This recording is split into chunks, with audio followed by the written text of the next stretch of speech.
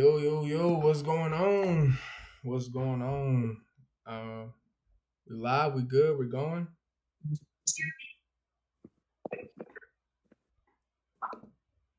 Should be.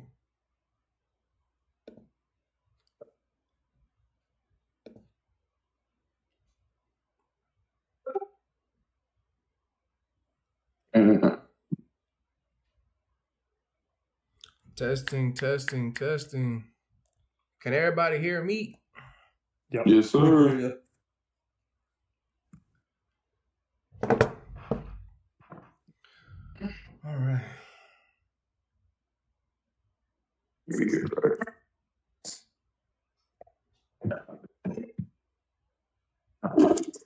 Big Ken. Crack is back. What's up, man? Sauce God, you got a video cam? If not, that's cool. Do you have your topics up at the bottom for your in the notes? Yeah.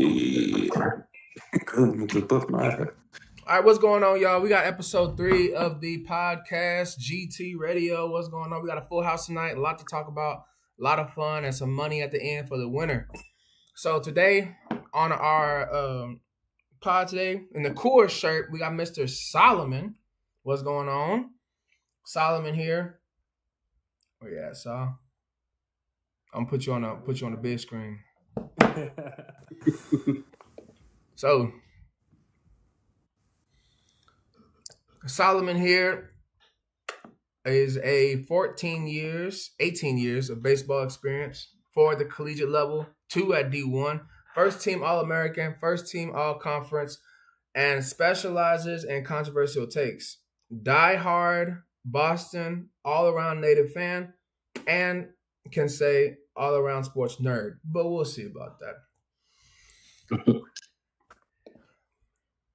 Next, we have Corey. Corey, what's up, man? What's up? Corey right here, 14 years football and basketball, 1 year college NAIA football, devoted Lakers fan, Dolphins fan, hates the Chiefs, and is a loving father. Whoop, whoop. Big Cam on the mic. What's going on, Cam?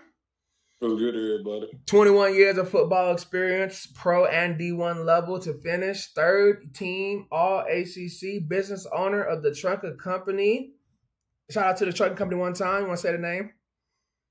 Yes, sir. Cam Pickups. Cam Pickups, man. You'll divved up every or anywhere. He'll get you there. He'll get you where you need to go. So Yes.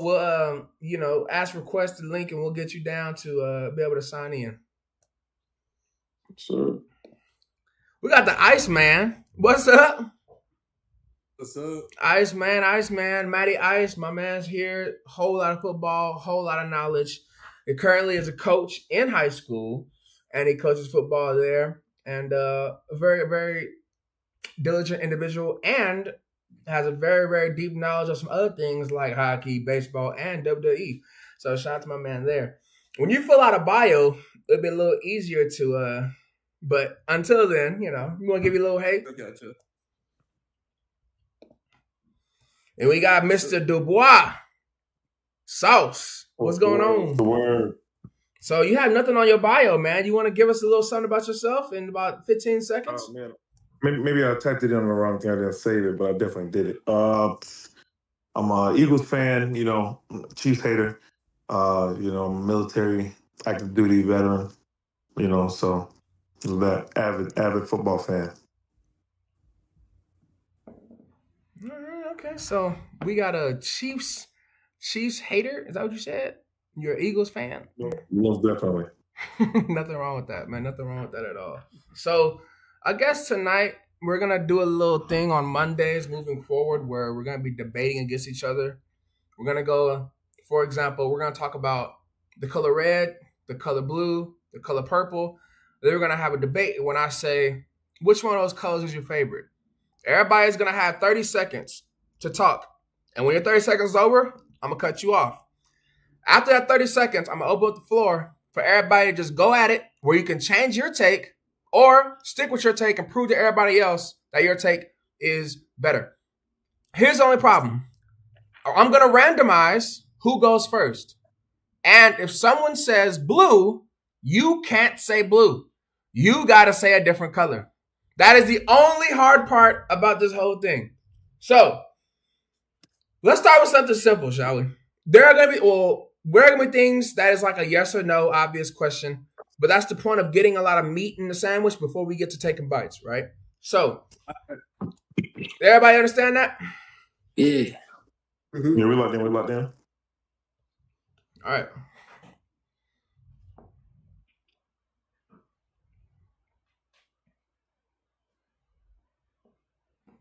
I think Grace forgot to hold down his push to talk.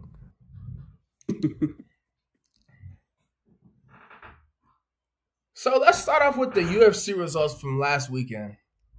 Keep it nice and soft. A lot of the fights went as expected that we talked about, but that main event was some consider a controversial take. If you don't feel like you have enough knowledge on the current segment, you can bow out and step to the side. But for those who are avid UFC, MMA, boxing viewers, centers, what do y'all think about that main event? Matt, go first. I actually was busy that night. I actually haven't been able to watch it just yet. So I'm gonna take my earpiece out so you don't spoil it for me as well. All right, somebody jump in. All right, yeah, I got to catch it. Love UFC. Been picking up a little likeness for Alex Pereira. I feel like as a championship fight, I feel like I can't pronounce his name. Can you help me pronounce the other guy's name? The Russian guy's name? You can just say Magomed first name. Say it again. You can just say Magomed. You cut out there for me, but yeah, I felt like as a challenger, he definitely didn't do enough. I felt like to pull out a win versus Pereira. I felt like it ended up becoming very boring and not the style that we're used to from Alex. A lot of gate fencing, a lot of putting you up on the gate, but I just felt like Alex should have won. 15 takedown attempts by his opponent. 15 failed takedown attempts as well. So I don't see how a guy who landed more strikes, defended the takedown well, and that's something that a lot of people question Alex on is his takedown and how he didn't come out with the fight. Like I said, it was very boring and not usually his style, but I feel like as a championship fight, you don't give the belt away off of a guy doing literally nothing. Go ahead, Solomon. I don't have much knowledge on the UFC, but I think from watching that fight, obviously, I think as the challenging opponent, you have to do enough to, I think, dethrone the person who's at the top there. But really, if you look at that fight, Pereira came in that fight not to lose it. Like, he was not playing like he was trying to dominate and prove that he's the champ. Like, he very much was playing that entire fight and fighting that entire fight from the position of just not trying to lose, right? You could see it in the way that he was playing. Yeah, he was 15 for 15 on takedowns, great, might have outstruck him. But if you really pay attention to the flow of that fight, he was in my opinion, no shape and form winning that fight. Like, it was just strictly, I'm not trying to get knocked out, I'm not trying to get takedown, and just kind of go to the scorecard. And I think that, I think generally in the UFC, people are getting tired of seeing the champs not put their neck out there a little bit just to kind of prove their dominance, right? I think if you're a champ, you really got to go out there and you got to prove that I'm here for a reason. And to me, he didn't do that. Good takes by both of you. Corey, is there anything you want to say? Yeah, I can say really like basically what Solomon was saying. Basically, like Pierre didn't come in that fight. He wasn't fighting, bro. He was. I can see right now. He total strikes. He only threw 97. He only hit 97 out of 159. You know what I'm saying? And the challenger threw 224 and hit 127. Like, you can see, like, he wasn't really trying. He was defending more than he was trying to throw anything. He was trying to make sure he didn't lose, but he lost because he wasn't trying. Honestly. And you can see, like, they both had no takedowns. Pierre tried one takedown and it didn't work. I will say he kicked a lot more. He hit a lot more than the challenger. It was a pretty good. It was a very boring fight, but he went in there trying to defend, and he wasn't trying to like kick this dude's butt. Yeah. So, looking at the UFC, right? Looking at the boxing world, the fighting world, coming from different places creates different type of fighting styles. Okay, you have say that. Right. So the Mexican style boxers, they throw everything in the kitchen sink, and it translates the exact same way to MMA, except they add a little bit more Muay Thai. So you look at Russian style boxers, they're forward, back, they 2 steps in, 1 step out, and that little dancing style stature. There's nothing wrong with that. American has that little shuffle, the triangle. That's a beautiful thing. Now, the sambo and the wrestling and how they do things, 1 second, Cam. How they do things makes UFC and MMA boring at times. When it comes to taking people down, holding them down, keeping them down. But when you understand the arts for the arts of what it is in total, that's not boring. It's just not fighting. Now, that is completely different from holding someone against the cage because you can't take them down. So if we're looking at how that fight was structured compared to Islam or Khabib or how those people fight, what does that do for the UFC in the future with fighters giving presence and giving opportunities to win from holding on the cage? Cam, go ahead. Yeah, man, that's exactly what I was about to hit on. I just feel like even with Khabib, a lot of people complain about his fighting style as well. He's not a guy like he can go toe to toe with you, but he's out of all his people. Right now, we have 3 Russian champs. All 3 Russian champs are wrestling specialists. They wrestle. You know what I mean? So I feel like the UFC changed up the scorecard, just so you got to keep your entertainment. You got to keep your fans. You have 3 champions right now, so all your main event cards now are going to be leading up to these guys. You're scoring points off of no punches. Like I said, Craig Mack read off the stats. Yeah, he threw 200 and something punches, but if you do the percentage and the numbers, he still landed less. So it's just like, man, what style of fight? Like you said, if you wrestle and everything, you appreciate that so much. But from a UFC standpoint, which is all different type of martial art background, we just want to see more. And I just feel like what he did, if his main thing was to take down and he didn't get that accomplished, how does he win the fight if he landed less punches and less kick strikes? But Yeah. like I said, I feel like he did control the cage. And like I say, I just feel like we should change the scorecards if that's the problem, because Dana White has complained about these type of fights many times. Yeah. Sauce, anything you want to throw on top of that? No, I'm not a big UFC fan myself. No worries. So, transitioning from there, Solomon, is there anything else you want to drop on top of that, or you good? I think overall, I would have liked to have seen more from Pereira. I think here's the issue is that we do have 3 Russian champs. I think 2 of them coming out of Khabib's camp, to be exact. Yeah. And ever since, I think the closest we've gotten to a true champion who was willing to go toe to toe with them was like when Conor fought Khabib. Right, Conor was willing to go down him with Khabib, but obviously he's gonna lose the rest at the end of the day. He just couldn't really match up with what Khabib was throwing in the cage. I think now our striking champs are really timid to really kind of go toe to toe with those guys, because you make one mistake, you're on the mat, and then you're on the mat for 4 minutes, right? And that's just kind of dynamic. Like that's the risk that you have to take. I think for Pereira, and there's been a lot of rumors coming out of, I think the UFC, is that they were trying to gear Pereira up to possibly fight against John Jones, right? And it's like, if you want that fight as Pereira, you want that fight to happen, you got to go out there and absolutely just dominate that fight. And like, he didn't do that. Like that fight wasn't so much for the belt, but for a chance for him to really get a shot at John Jones. Not that I think that he could beat John Jones, but like that's a great fight for me. Like personally, that's a fantastic fight because John does both things well, in my opinion. He strikes well, and I think he's one of the best heavyweight wrestlers on the card, right? And so just in terms of that, like Pereira just kind of showed that he's not really willing to go to those lengths, right? Like, yeah, he did a good job of takedowns, right? But he really got control of that entire fight. Was it boring? Sure, but you allowed it to be boring. Yeah, so great point bringing up John Jones. Probably the last thing I want to say about this, we can move on. So the problem with the John Jones thing that will not happen now is just not going to happen. The guy that he fought, Magomed, he is a pressure fighter, right? Now, John Jones has a tremendous way, if you compare it to the NBA being a 3-level scorer, he can, 1, strike really well. He can, 2, pressure phenomenally well. And 3, he does a lot better than people think on the ground. And we saw from the Izzy fight, if you know his fights in kickboxing history, his fights in his boxing career, and the fight against Magomed last weekend, Pereira, when people aren't necessarily intimidated by him, struggles. So it's very interesting to see a rematch and how that even unfolds.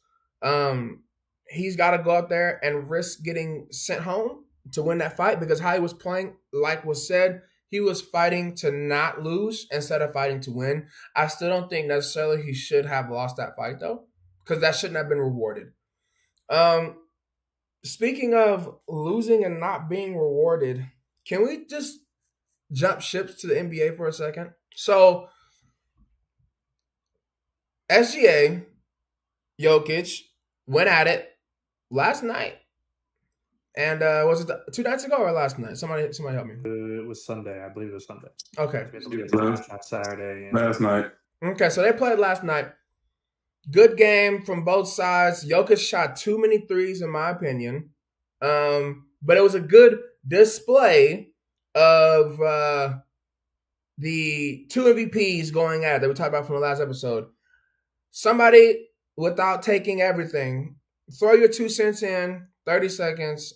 What are your opinions on the MVP race after that game? Matt, go ahead. I mean, for me, the MVP race is still tight, but right now you're going to have to kind of lean towards Shea. Because I know free throw merchant, everyone says it, but still leading the league in scoring. At least he's up there still. And then just his ability to help his team win, because he's also good on defense. It's not just act like he's just an offensive player, but he's showing how he can use the skill set and the whole team gathering behind him to have right now the best record in the NBA. So it's hard to not say that SGA's MVP favorite at this current moment. I agree with that in a sense. I think SGA has proven that he is definitely the leader, or he's actually topping that MVP race just on how he comes out and performs night in and night out. Jokic, we all know he's a triple-double machine. That's what he does. He's going to get rebounds. He's going to score the ball. He's going to shoot the ball well, and he's going to make the right pass. However, I just don't think in the last couple of years, as we've watched the MVP race, we've seen somebody play at such a high level consistently as SGA right now, in which he's just coming in to be one of those players that's taken the league by storm in the last 2 to 3 years he's been in the league.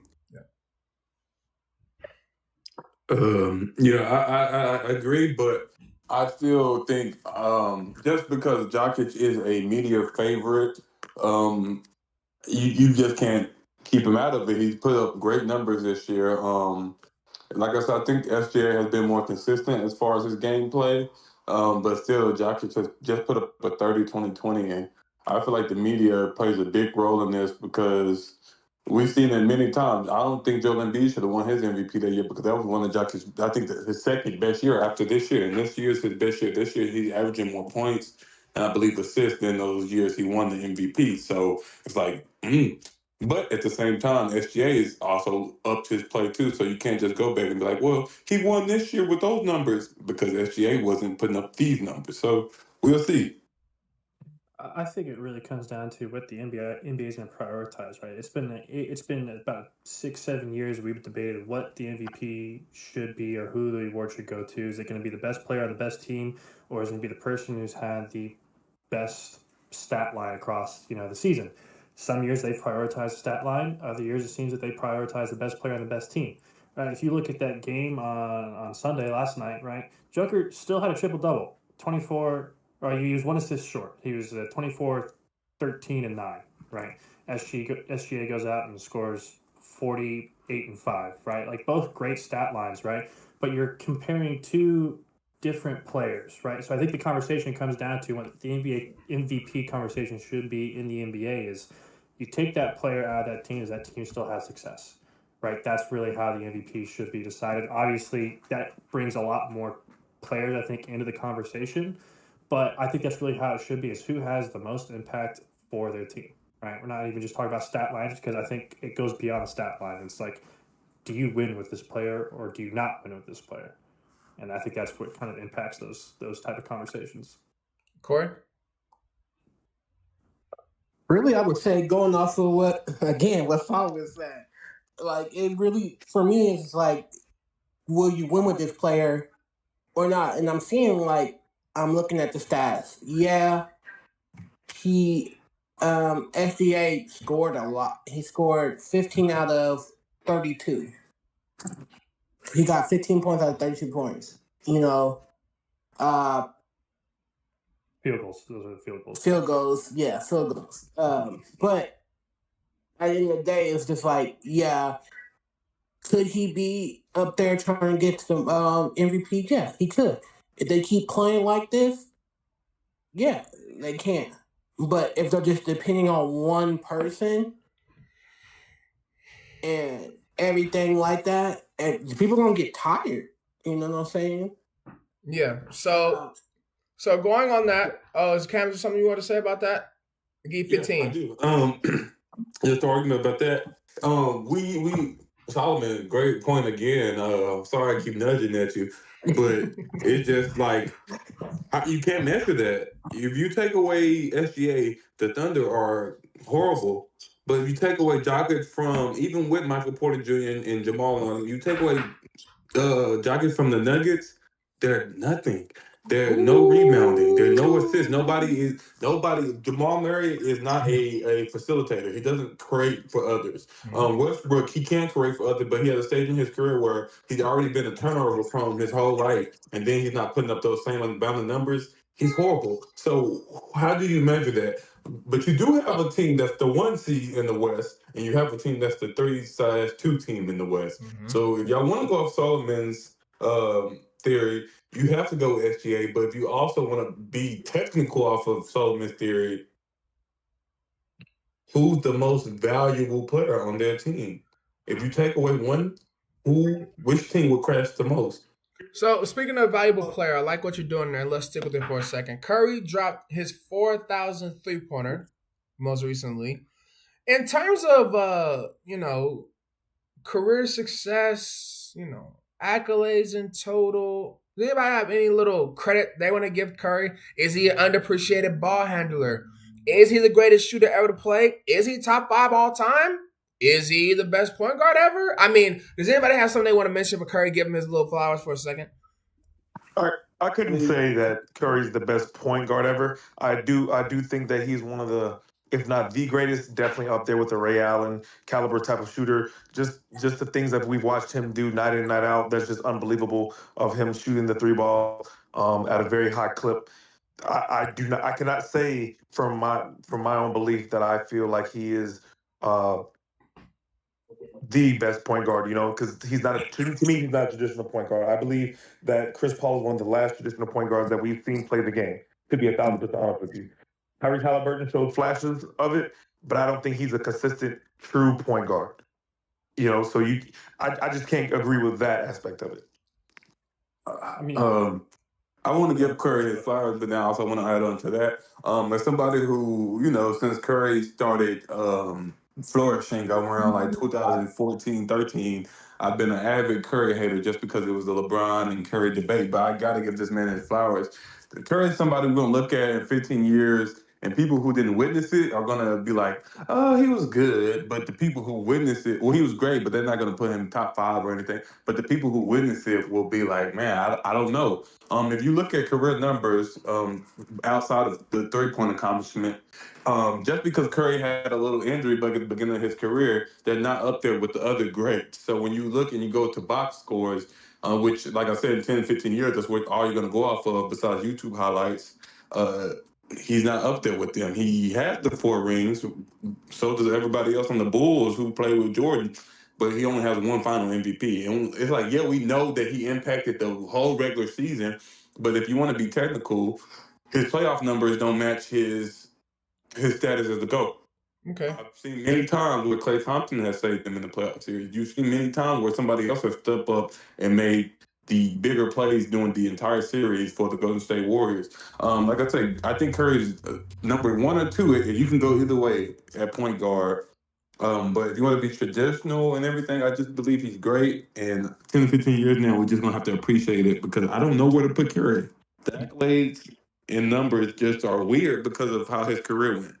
Yep. So before someone jumps in, rather it be Matt or Solomon, I want to mention something about the injuries. Steph Curry had like 5 or 6 ankle surgeries, very young in his career. There was questions that he would be able to ever dribble the ball again. He had problems even walking. So the miracle in itself created that was given to him, and that's a part of the whole every single shot. It's a part of that whole little journey because it is a miracle he could even play. So this shout out to the doctors, shout out to the ankle braces, shout out to his shoe brand, all those things.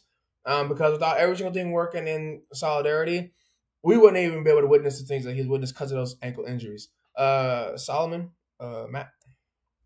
I think you want to look at it, right. I think it's going to come down to what we're going to talk about in terms of like what do you want out of a point guard. When I think of a point guard, I think it's someone who can score, who can also enable their teammates, right? Facilitate. Stats.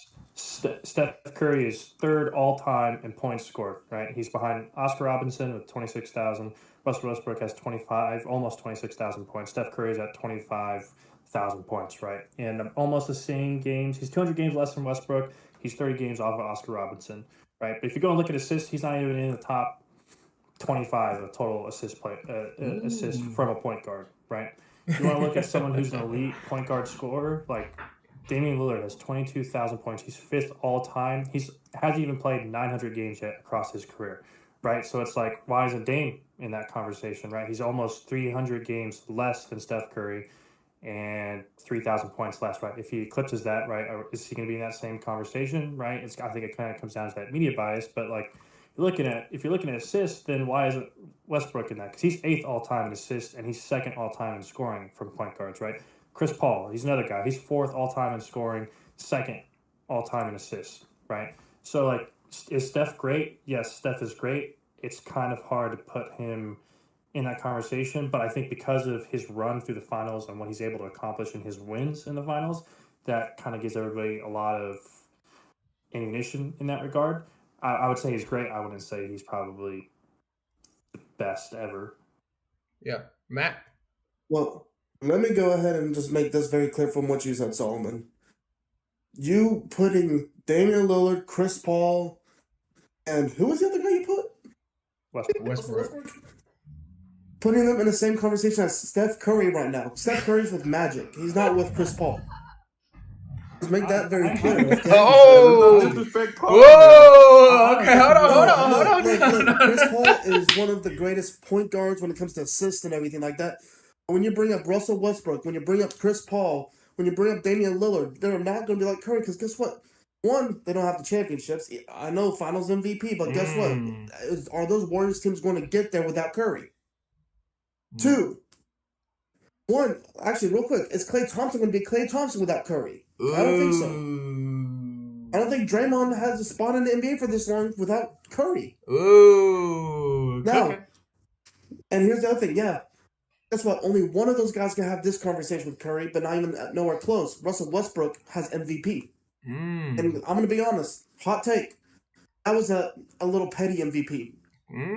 No reason an 8th seed, someone in the 8th seed gets an MVP award.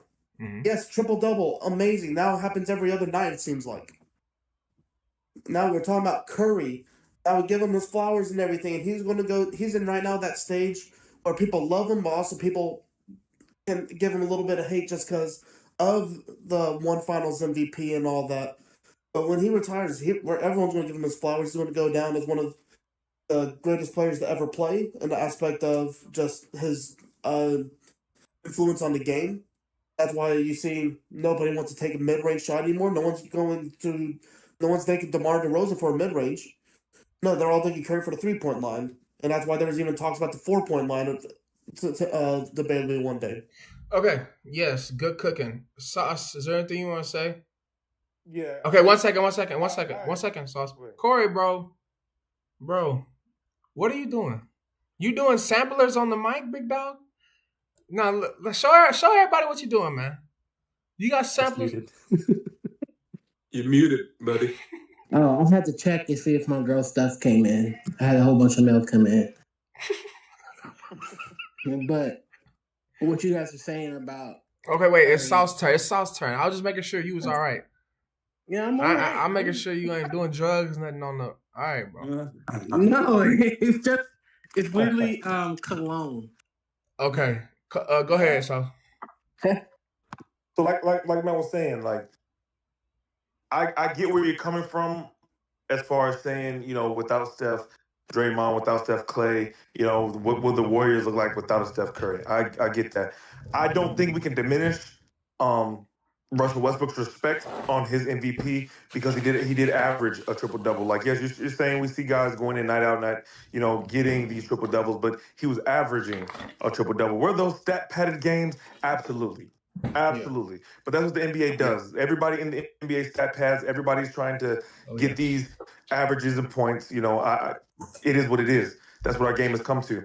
But I do, however, agree that Steph is in a league, not even say of his own, but he's away from certain guys in certain aspects. Is he a true point guard? I think he's a score first guard at the end of the day because he goes out there, he's scoring 40 points, and he'll end up with 5 assists. That's what works for his team. And I think that when we look at certain things, you have to look at what works for your team. Damian Lillard, he doesn't have to go out there and score 40 a night. He has Giannis. He has the Greek freak on his team.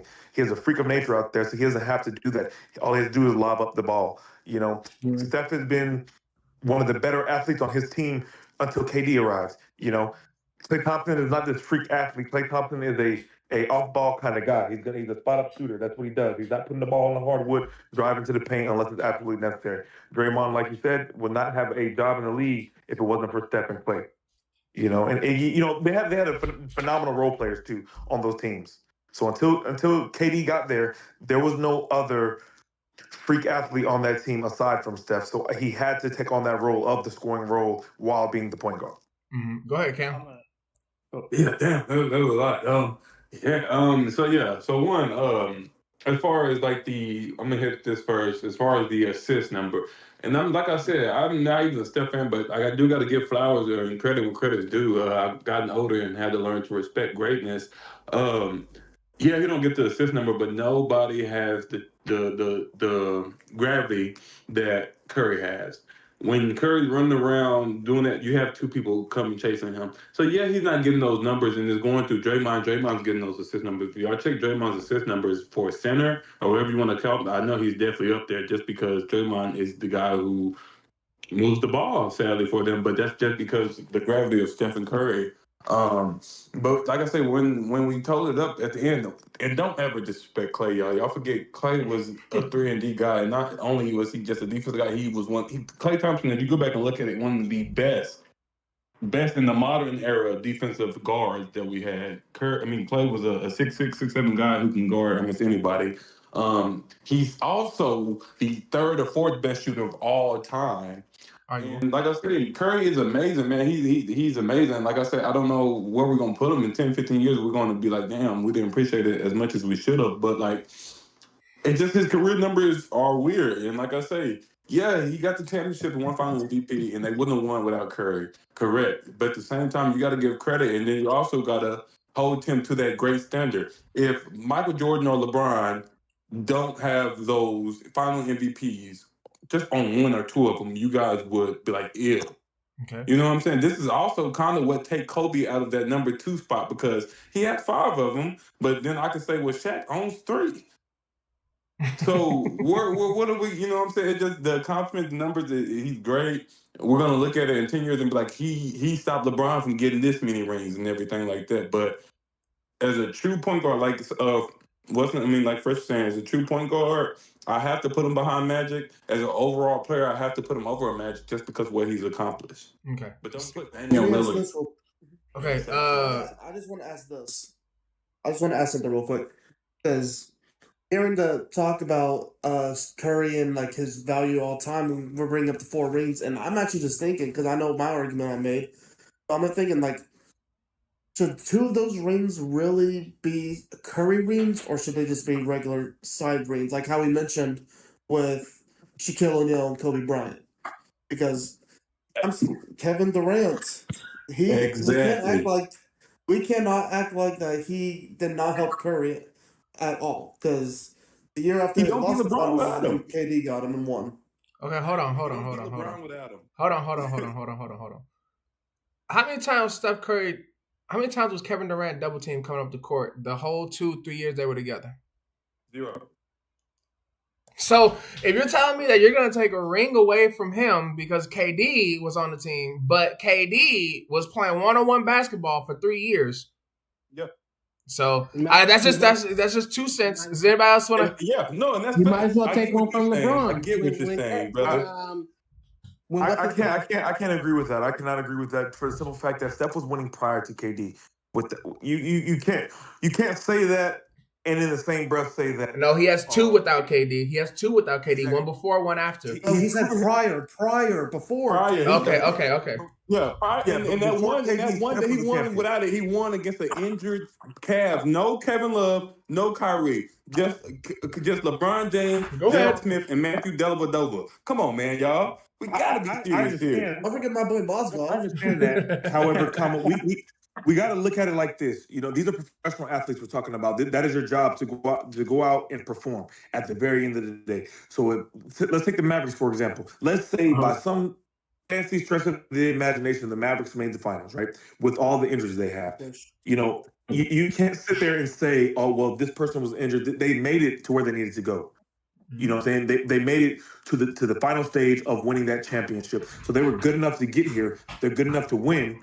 Sometimes it doesn't work like that. But I understand where you're coming from. I just think that KD didn't need to be on that team for Steph to get another ring, in my opinion.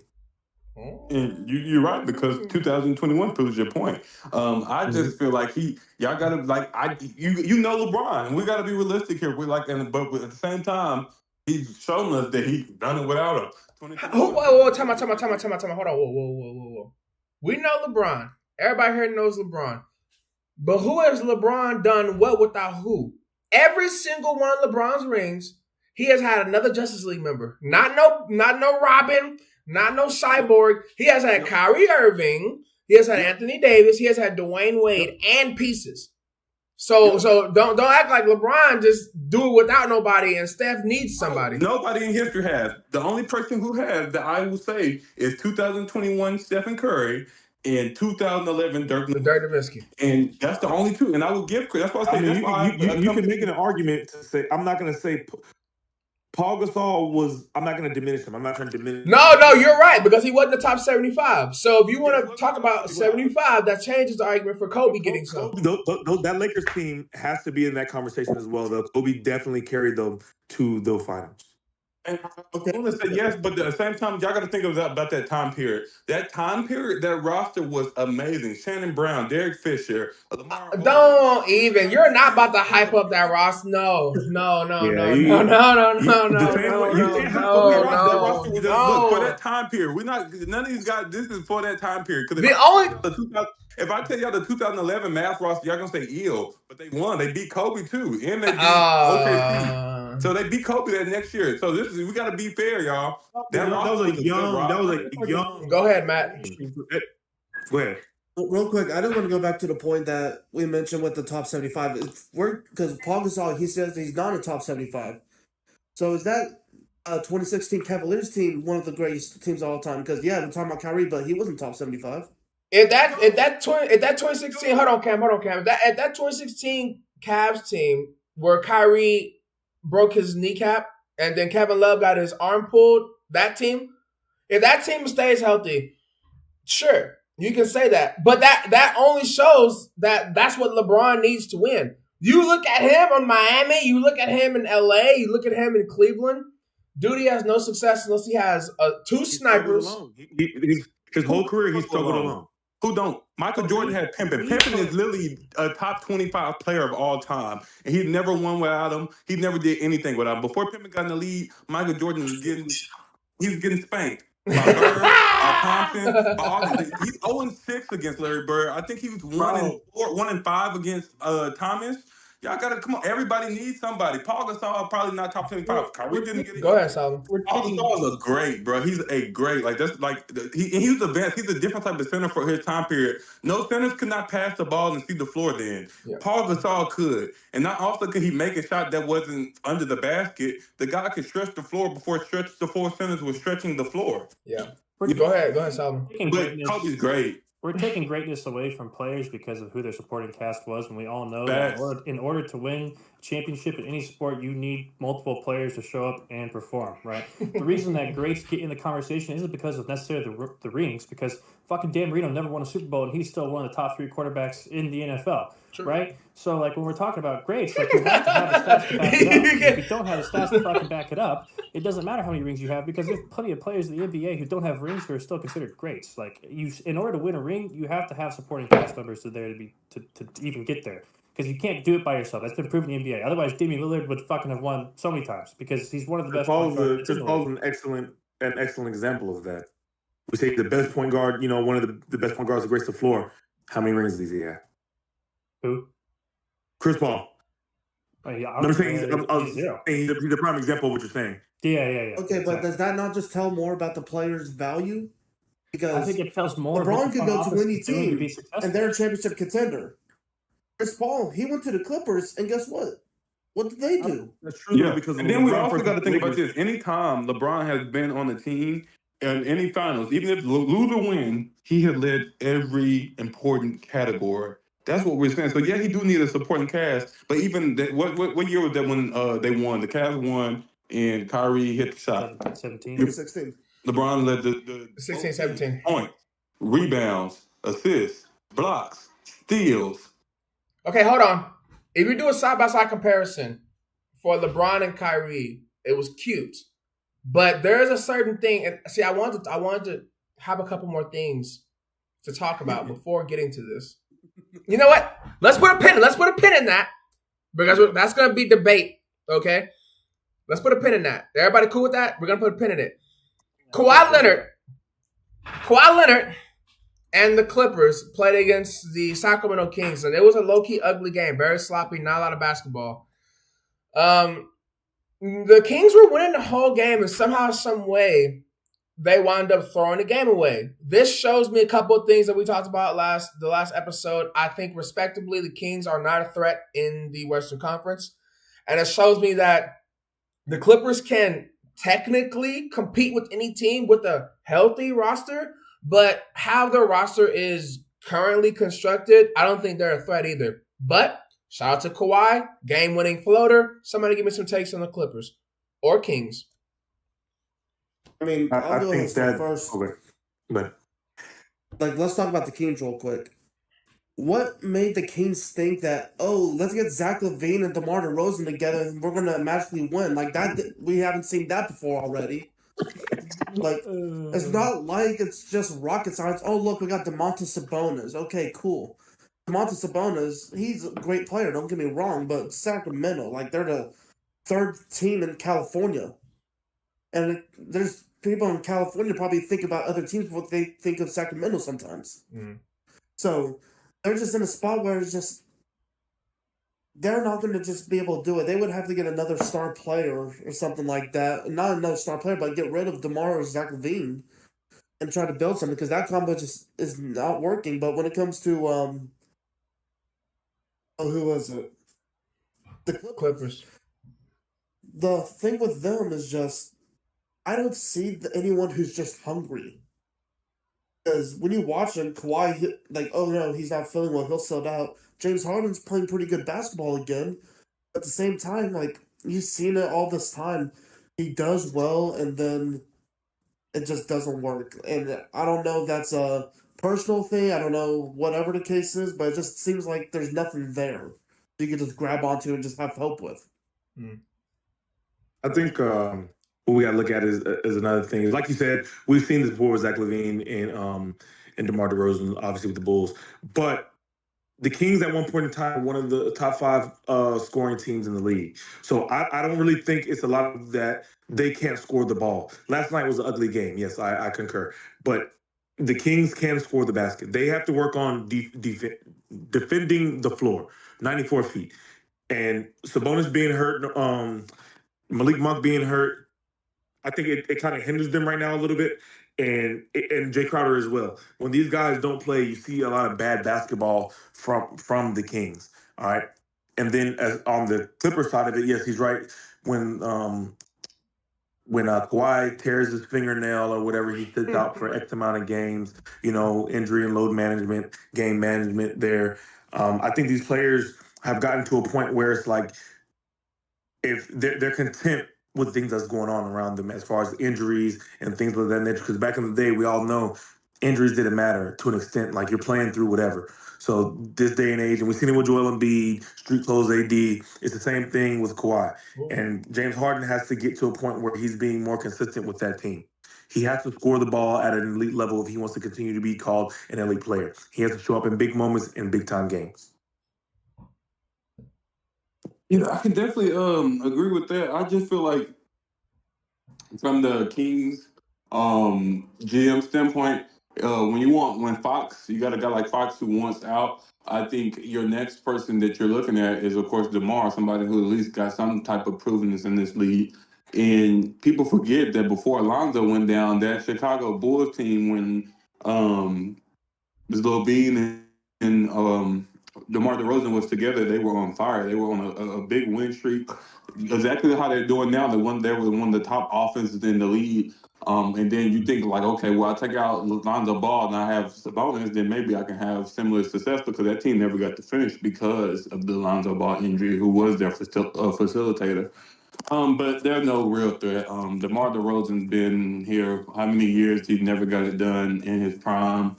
In an easier East, well, even though he had to go through LeBron. Zach LaVine, great guy, very inconsistent, and Sabonis is a baby version of Jokic. So a baby version is not going to ever beat the big version.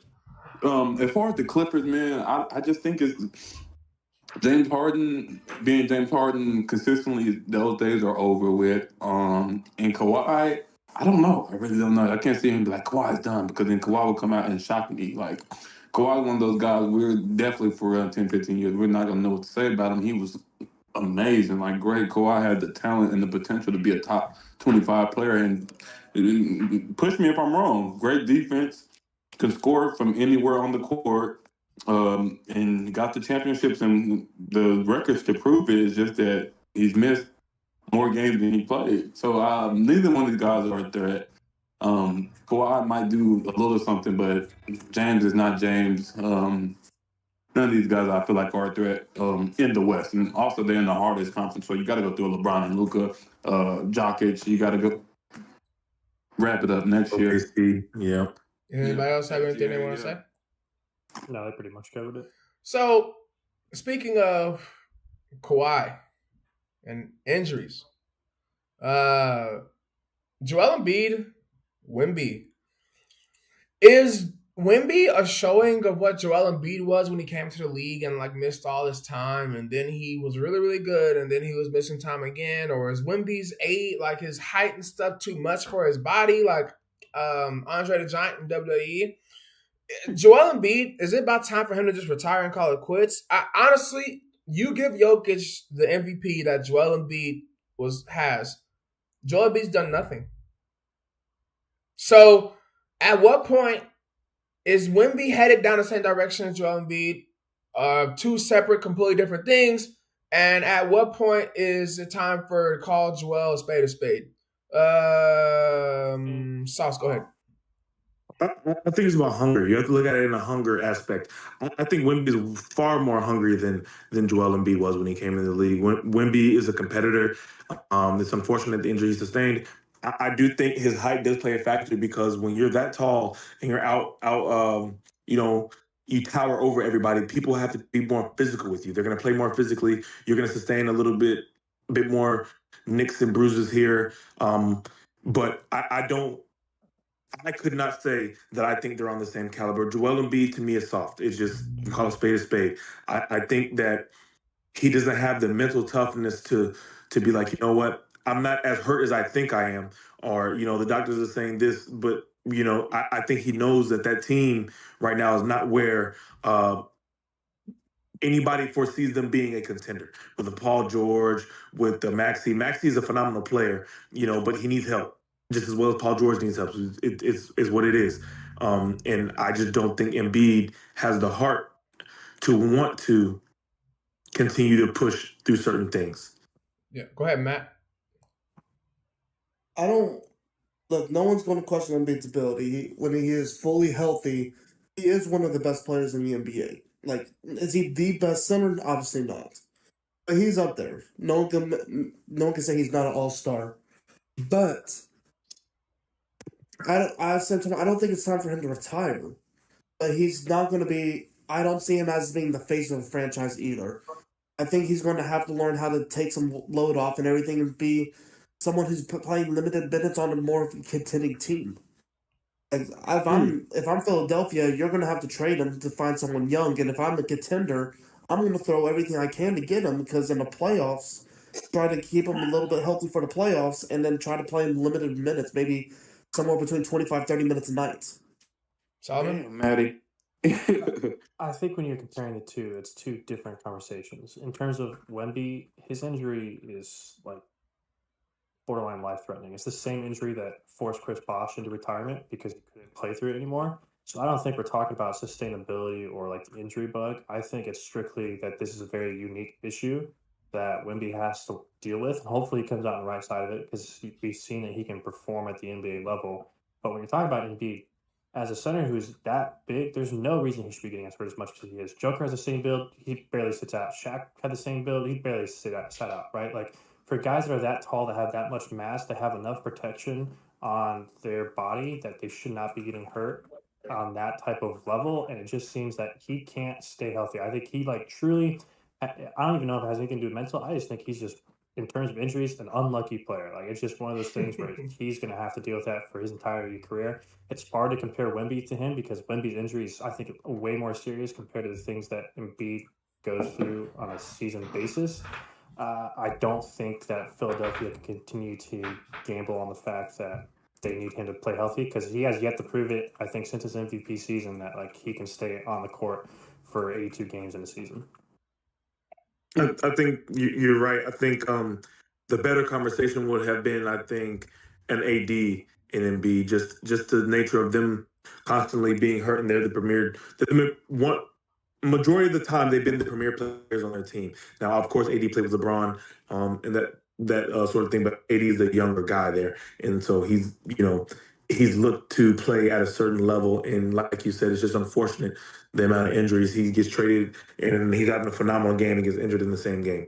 I think it's a series of unfortunate events, like you said. Yeah, I definitely agree with y'all. I think Maddie definitely opened my eyes on that one with where he said, because I was going a whole different opposite direction when I had brought up this topic. But man, I think Maddie just kind of predicted the future. I think if you're 76ers, it's time to go and crash the ship. This is not going to work out. You just gave away some stuff for Paul George, and Paul George not is Paul George. You have a young future within Tyrese. I think this time you go out, you get rid of Embiid. Sadly, not because you don't respect his talent, just because it's business, man. Like I mentioned, when you're 7 foot, 300 pounds, and you have constant knee injuries, it's hard to come back from that. And this is just speaking from knee injury from a 6 footer. So a 7 footer, 300 pounder, it's just the science behind it don't make sense. You know what I mean? And I still think he has some great left in the tank. And if he can be on a contender team where he doesn't have to be the guy in the regular season, because Tyrese Maxey is great, but he can't get you to the playoffs right now. He's not that great. If he can be on a team that can get you to the playoffs with him playing the minimum, oh my God, he still kills. So I definitely think that's where 76ers are looking to move and are going to move this offseason, just because you have some young pieces and then you have some old pieces with value.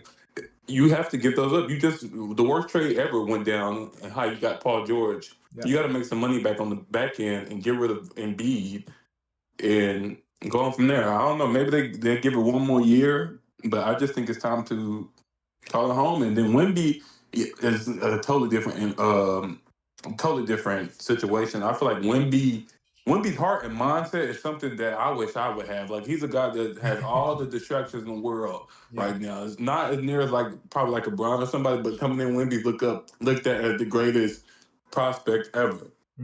Girls probably coming to him. He just moved to a new country. Girls are coming to him. Parties are being thrown on him. Money been thrown on him. And Wemby's locked in, y'all. Just from last year to this year, he's gained 25 pounds. Like I wish I was one of those guys who were able to lock in like that with my talents because he's just focused. I just feel like he ended up having a bad end of the stick and getting a life-threatening injury. But if Wemby comes out of this, okay, Wemby will run the league for the next 15 years. And another, just one small thing, just to point out, when we talk about Joel Embiid, we have to realize he's in. This is year 9 for him, right? This is year 9. No season that Joel Embiid has been in the league, he's played more than 70 games. His highest game count that he's played is 68 in his 9 years in the league. 68 games.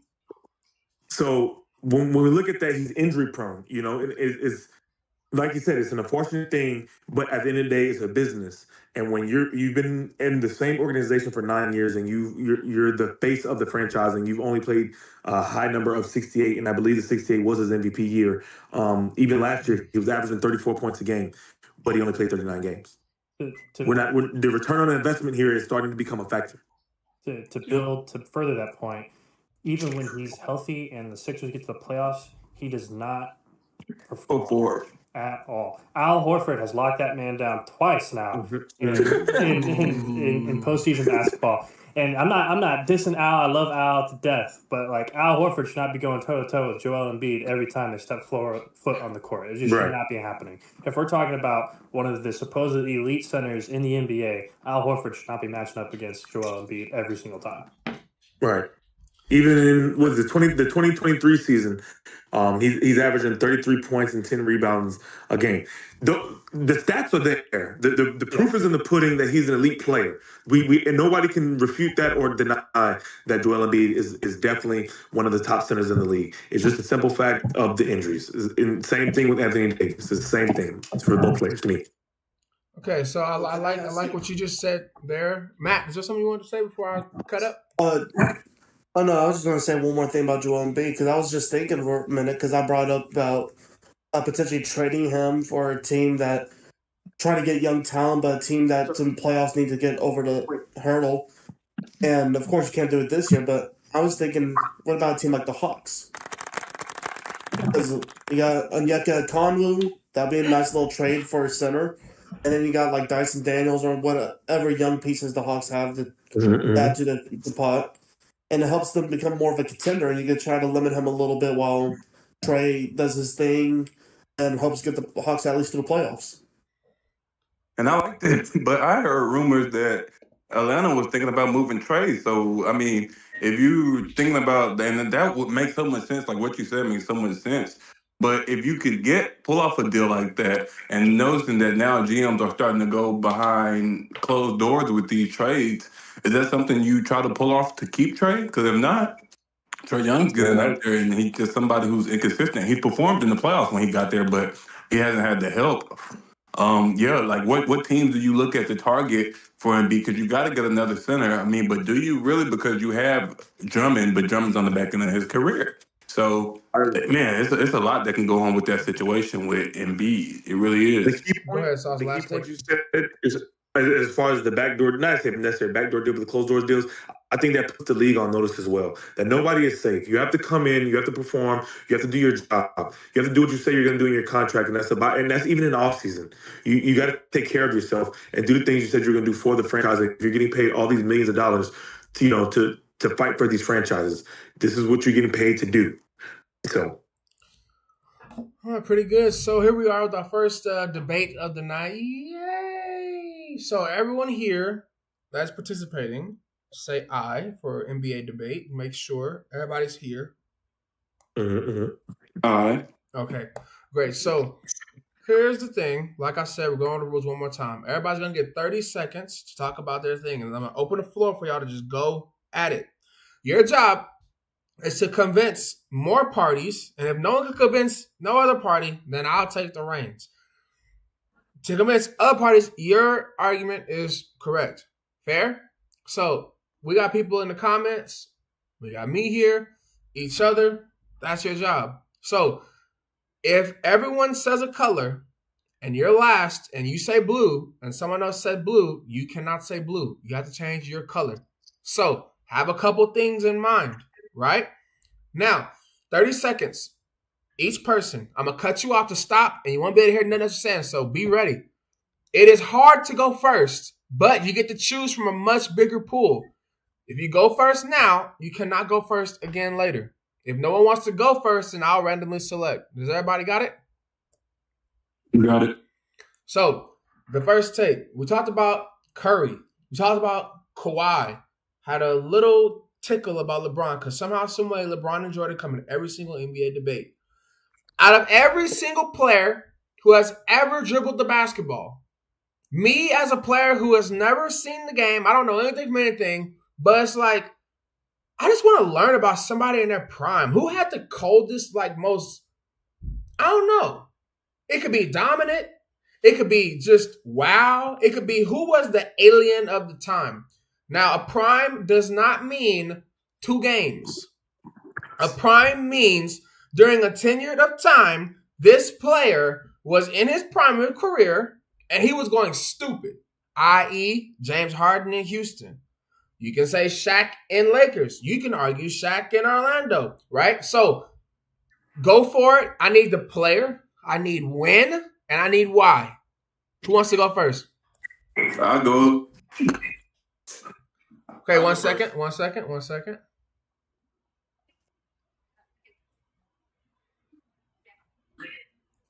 Your 30 seconds start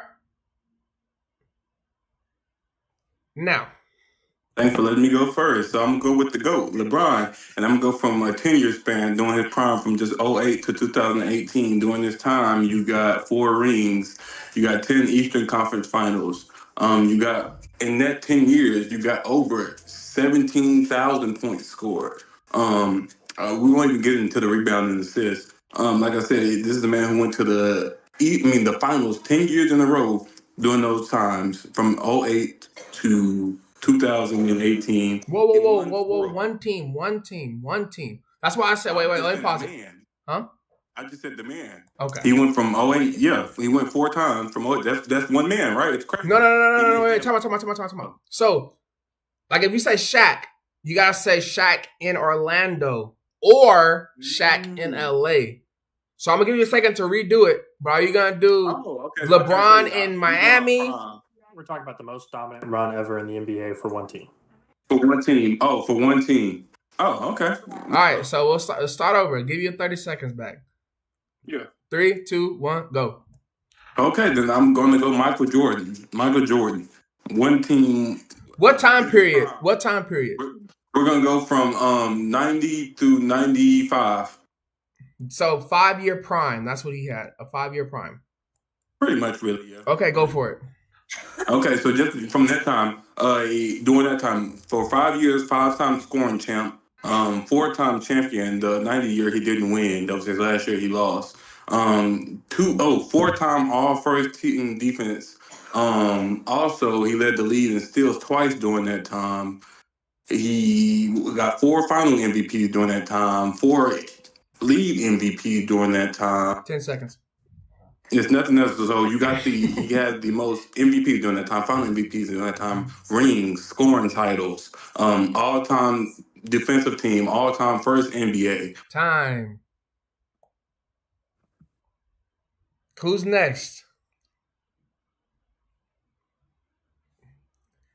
3, 2, 1. Corey, go. I'll say I gotta say LeBron. I got definitely say LeBron. LeBron win. LeBron said I can say LeBron win. When he got drafted, rookie of the year, all-star rookie, all-star MVP within a year of each other. You know what I'm saying? Okay. Finals, he was a monster. Nobody could stop him going to the rim. But he lost that finals. But go ahead. He did, but still won the GOAT. one of the best players in the NBA to now, right now. So you're going with young LeBron, rookie LeBron. Rookie LeBron, hands down. Time. Who's next? Okay, I'll go.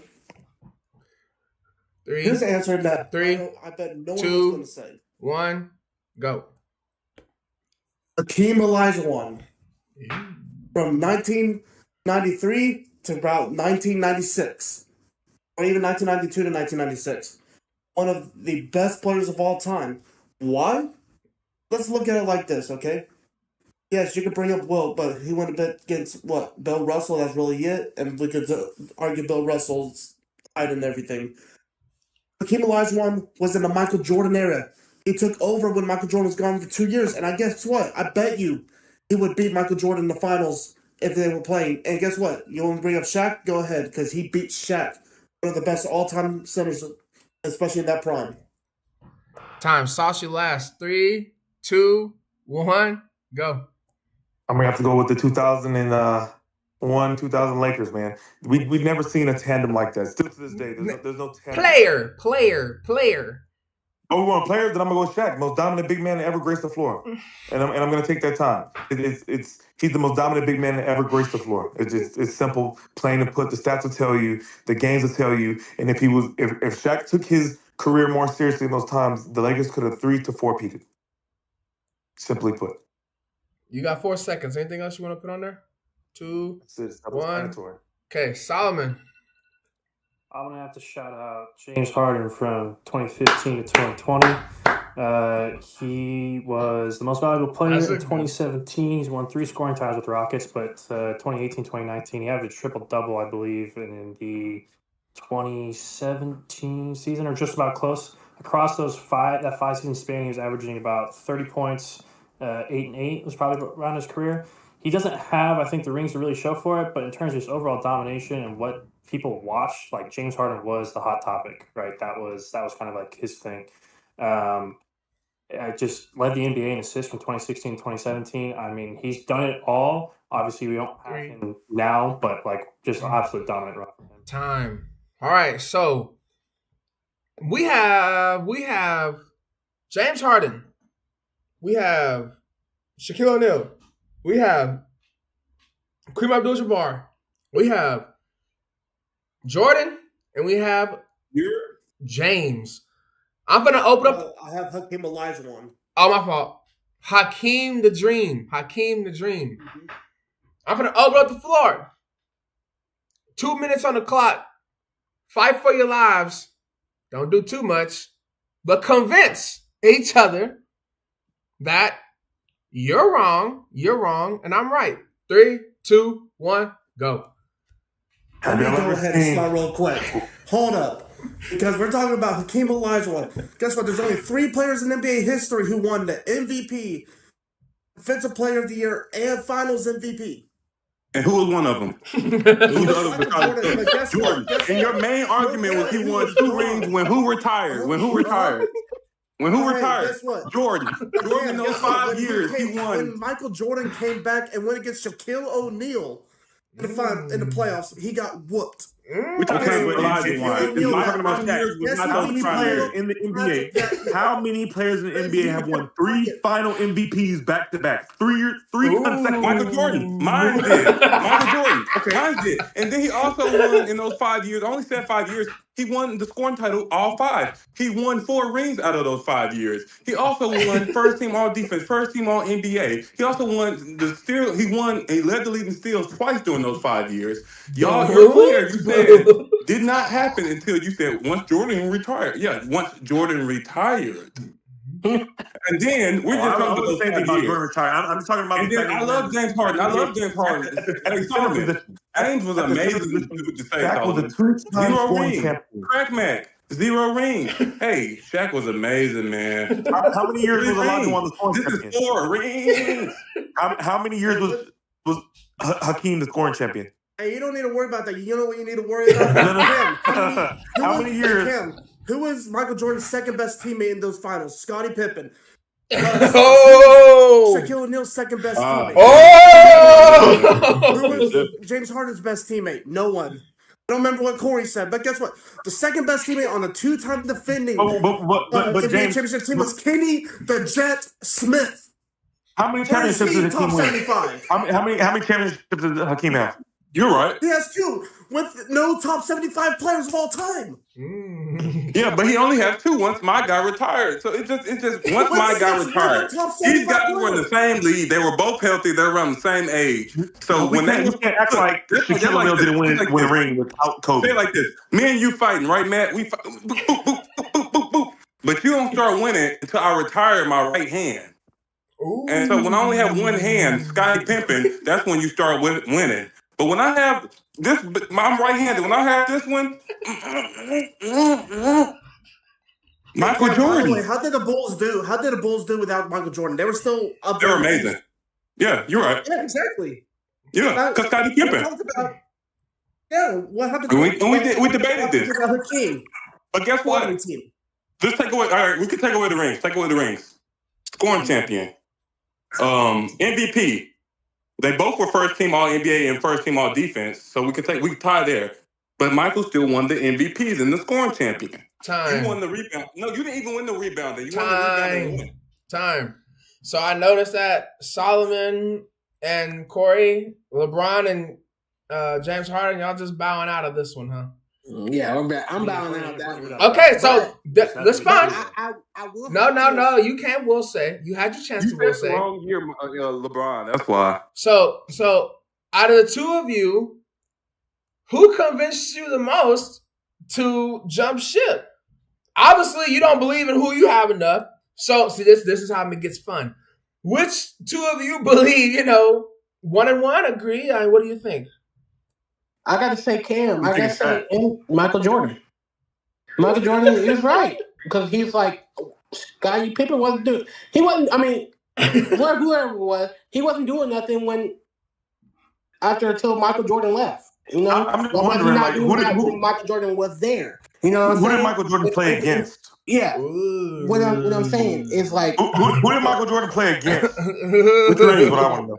I like that. Because one of them was the Showtime Lakers that he won. His first one was the Showtime Lakers. Michael Jordan play on his way to these championships? On the way there? I don't know about it. The same people. The the same people that LeBron did. LeBron played less competition going to champs than Michael Jordan did. Clyde Dexter is a threat because once they change on the other side, Clyde Dexter, he ended up having to face him again. But Clyde Dexter is a Hall of Famer. He's a threat. He had to be Clyde Dexter. That's a hard person to get through. I'm not convinced. I'm just not convinced. I want to ask real quick. Oh, also he had to get through Dr. J. You're talking about the old Dr. J. You have 2 different Michael Jordans. You got before retired and after retired. Which one are we talking about? You can't just say 6. Mine was 90. Mine was 90 through 95. So these are all the years where your dude was in the league and couldn't get it done. Your year is 96. Sorry that Hakeem did not have another top 75 player on his team. He had I know, but you still said your prime years, most of those prime years you couldn't win because of one guy, and that one guy was the ballhead man. Let's do this real quick, just for argument's sake. Let's take the comparison of him playing centers off the table real quick. What other elite guard play did Michael Jordan face in the time period you're talking about? Elite guard? Oh, yes. From 90 to 95. The glove is elite defensive guard. He played, and then you're going to disrespect him because y'all don't probably look at this time period. But John Stockton is literally one of the best players ever. John Stockton played until he was 40 years old. He played into Kobe them days, and he was still doing the same thing in 2000. Early 2000. At 38 years old, he was still doing the same thing. Apples and oranges, my brother. His son. Okay, hold on. Solomon, is there somebody that you wanted to take a side for? I got nothing in this conversation at this point. We're talking about Michael Jordan versus someone who's got rings at this point. I mean, the conversation, the NBA, I think, only comes down to Michael Jordan versus LeBron James. It's the only conversation we have. If you want to throw someone else in there, you talk about Larry Bird against Michael Jordan. That's about all you can go. Okay, so it seems as though good takes from more than others. I'll just be respectful. Matt, you did a great job defending Hakeem. Great job. Shaquille O'Neal, great take. Missed a couple things. I think something that James Harden you could have said, he averaged 50 over like 60 days. Like, there are some things you could have said like that just made James Harden things seem more alien. Obviously, he doesn't have the rings, but stuff like that could have been like a huge factor to help the James Harden argument. Because the argument was, for someone who doesn't know basketball, I don't know basketball, so I don't know how important rings are. I don't care about rings. I want to go look at YouTube clips to see this person's prime. What does a prime look like? So you could have been like Allen Iverson or James Harden, like outside the box, than just arguing rings. Chamberlain. Huh? Exactly. Exactly. You see what I'm saying? So great topic. Cam got this one because of Corey said that's the second person. Neither of you two got additional voters. I think that in terms of arguments take, I liked your take, Matt, but it's really hard you didn't convince me enough, obviously, to go against Jordan. That is the problem with going second or third or fifth. You have a lot more to fight against. So obviously right now I'm listening to nothing but numbers, and numbers is telling me Jordan. So that's what we're going with this one. So Sauce put more texture into your argument with the Shaquille O'Neal thing. Because I was great, but I feel like you're missing a little bit of statistic. For sure. And it's always going to be hard to compare a center to a guard, especially of Jordan's caliber. But remember, just for future debates, it's not. I'm trying to do not like we do this football one next. It's not positions. It is just impact. Period. It's everything. You know what I mean? So someone who has never seen the game, someone who's never you're not arguing positions or time periods. You're arguing simply doing it. You know. I could have thrown out the hack a Shaq thing. I chose the. See, that's great right there. Boom. They this is cool. But you know why they couldn't hack Akeem? Because he can shoot. I love it, man. I was waiting for you to say that. That's fair. That's fair. So while we were doing a little bit of talking, there was a couple of breaking news. I just want to read a couple of these off. We got the Broncos, Javonte Williams on a 1 year, not nothing big. We got Cooper Kupp being released. Emmitt Smith. What did you say? Javonte Williams, the next Emmitt Smith right there. Man. Except those Cowboys. We got Chris Board going to the Giants on a 2 year. Not nothing crazy there. We got the Chargers are trying to pursue Najee Harris, which Cam told me yesterday. He's a great number 1 on the Steelers. Brother, he's not even there. So that's something to take into consideration. Greenlaw got signed 3 years for $35 million. And Zach Wilson to the Dolphins. So those are some, Matt Collins also to the Patriots on the Greenlaw stayed with the San Francisco, or Greenlaw stayed with San Francisco.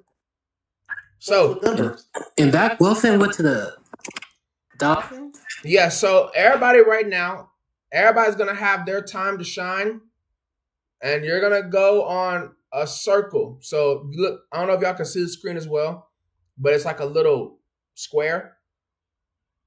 Out of all the names from the free agency signing today, you're going to have a minute, 60 seconds to talk about one player signing, and then the next person is going to go, and then the next person is going to go. And after 2 or 3 rounds, we're then going to open up the floor to a general discussion. So if you talk about Zach Wilson, the next person cannot talk about Zach Wilson. Y'all got it? I volunteer to go last. Okay, so Cam, free agency signings. And you wanted to ask me what? Okay, so I'm gonna take you to the front of the line. What was the question? The question is, you grab someone from the free agency's first day free agency signing. You have a minute to talk about that person going to that team, the impact. You can talk about the financial impact, the position impact. Does it move the needle? What's up, Matt? Are we just talking about signings, or are we talking about acquisition, like including trades? This is free agency. So I just want to make and so totality, right? So however you want to break that down. Today was the first day of free agency, right? Okay. Right. Cam, go. Okay. Dang, I really want to go. I'm gonna just touch on somebody who already got signed, and I'm gonna touch on the Justin Field to the Jets project. What that looks like. I'm excited to see Fields get to be the man again. I feel like he didn't get a fair shot in Chicago. He got to show people this year in the Steelers within his short 5 to 6 games he played. So I'm excited to see where they go with a wide receiver like Garrett Wilson and a running back like Brees Hall. I'm excited to see what they do with that. I know they can look very college like. Depending on who the offensive coordinator is. I think Devontae Adams robbed the Rams. Whoa, whoa, whoa, whoa, whoa, whoa, whoa, whoa, whoa, whoa. One person. Oh, okay. I'm just stay on Fields then. I'm just stay on Fields. I'm excited to see what that backfield looks like with him and Brees Hall. The Garrett Wilson connection. I know Garrett Wilson was very frustrated with Aaron Rodgers, which that just ended up not working out as far as how everything went as a whole. Time. Yeah. Sauce. I think I'm gonna have to go with the Devontae Adams signing. I think it's a first start for him with a good quarterback. I think Matthew Stafford still has some juice left in the tank. I do think that he was overpaid a little bit. That's just my opinion. I feel like they could have got a cheaper deal out of that, but I think there's going to be a good 1-2 punch of Devontae Adams and Puka. And Tyler Higbee's there. They have a good running back there. I think their offense is good. I think they need to invest a little bit of money into the offensive line to get some protection for Stafford because we all seen in the NFC game against the Eagles, which a lot of teams do struggle with the Eagles, but especially when you play teams with good defensive line, you're going to get demolished. This is what's going to happen. You're going to get sacked. So I think in order to preserve Matthew Stafford and let that that free agent signing be effective, you need to invest in your offensive line and get some protection so he can have time to throw to those guys so they can show that Puka's obviously very young in his career and he has plenty of juice. Time. But I still Go ahead, finish your sentence. No, I'm just saying I think Puka, not Puka, but I'm sorry, Devontae Adams still has talent that's on the table for him to display. Solomon? I'm going to focus on the Matt Collins acquisition for the Patriots, signed into a 2-year deal. I don't think I'm entirely, from a fan's perspective, I'm not entirely happy with it. Obviously, we lost the race for Goodwin, so that was, I think, it feels like a reach from the Patriots. They're just trying to find anything to kind of shore up their wide receiver core. Obviously, Cup's still out there, but at this point, I'd rather us just trade for a receiver. I think we have the ability to do so. We have the cap space to make anything happen. I wish they were a little bit more aggressive in the wide receiver market. I don't think Collins really solves the issue that the Patriots have in the receiving core. I think it's a good second, third option, maybe at most, but nothing that's going to be a flash in the pan. You got about 7 seconds. Ain't much else to say. We'll see. We'll see what happens with the rest of the off season for the Pats. Corey? Okay, so I think with the Zach Wilson trade, I think that's a good pick because the Dolphins been we've been struggling with keeping a quarterback healthy. So I think Zach Wilson will be a good backup or somebody who would take over for Tua. For Tua getting really hurt all the time. It's a good direction where they're going. He has some good people in the backfield for him to throw to. He got some good receivers. They'll have a good defense. So we just need a good quarterback. And that's what we needed. So Zach Wilson's not a bad pickup. And that's a great pickup. So I'm excited to see what happens this year. You got about 17 seconds. Yeah, I think that's really it. You can pass your time. Yeah, that's good. That's it. Iceman. If it's okay, you mind if I do 2 players that got signed to the same team? I knew no one's going to talk about them. You can start with the first player and then go to the second player on the next round. Well, we brought his name up and everything, but Dre Greenlaw going to the Denver Broncos, huge pickup. Because we're talking about the Broncos in the same division as the Chiefs. Well, guess what? The Chiefs just got kind of a little bit exposed when it comes to a really good defense. So the Broncos are going to try to build off that, especially by getting a big run stuffer to help with that. And then I'm going to go ahead and bring them up, but Tolona Hufanga from the 49ers got signed to the Broncos. Already with Patrick Surtain and everything, that they were ranked top 10 easily in every category, if not top 3. They were a top 5 defense in the NFL, and they just got better.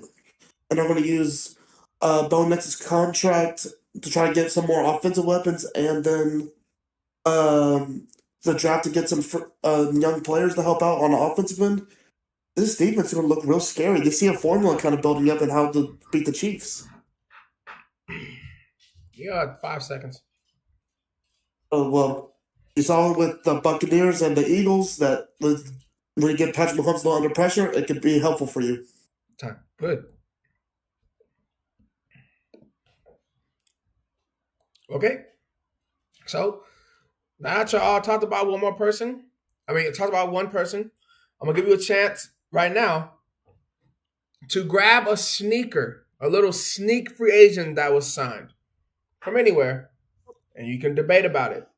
You can bring an argument into the discussion. You're all going to have 45 seconds from all the agencies. You can talk about a trade or something like that happened today that was not talked about already. 45 seconds. Starting with you, Matt. We're going in reverse order. 3, 2, 1, go.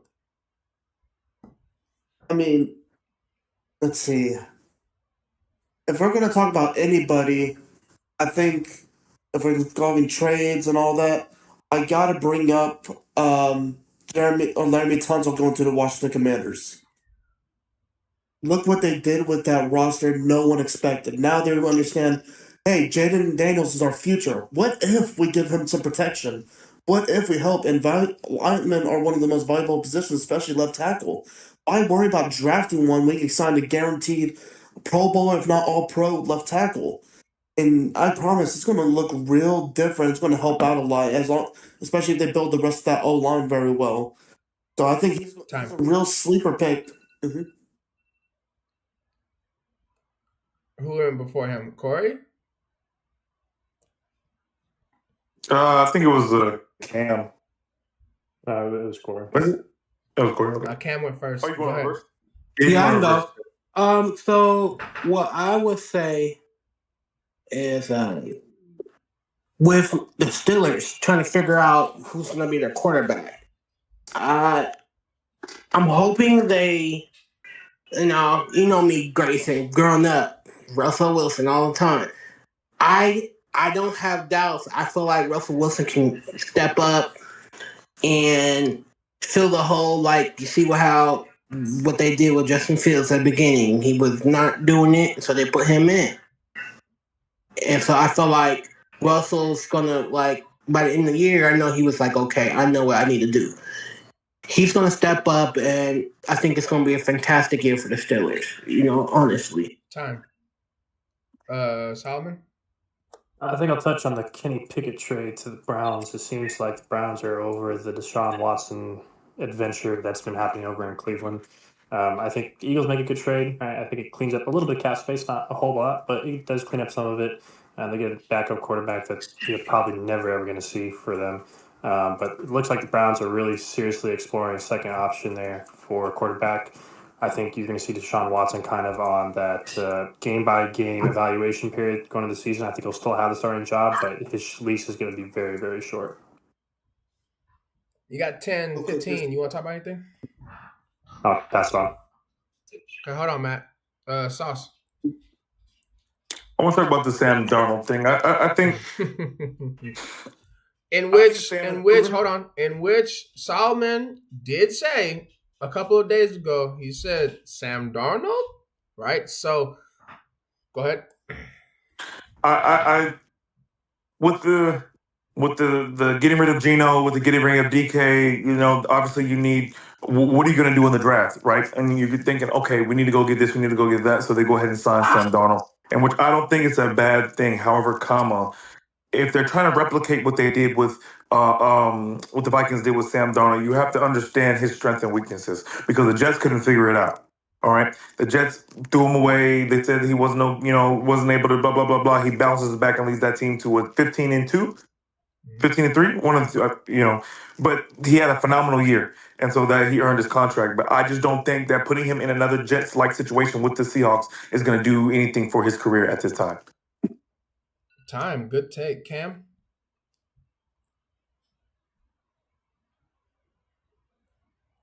I'm going twice for Cam.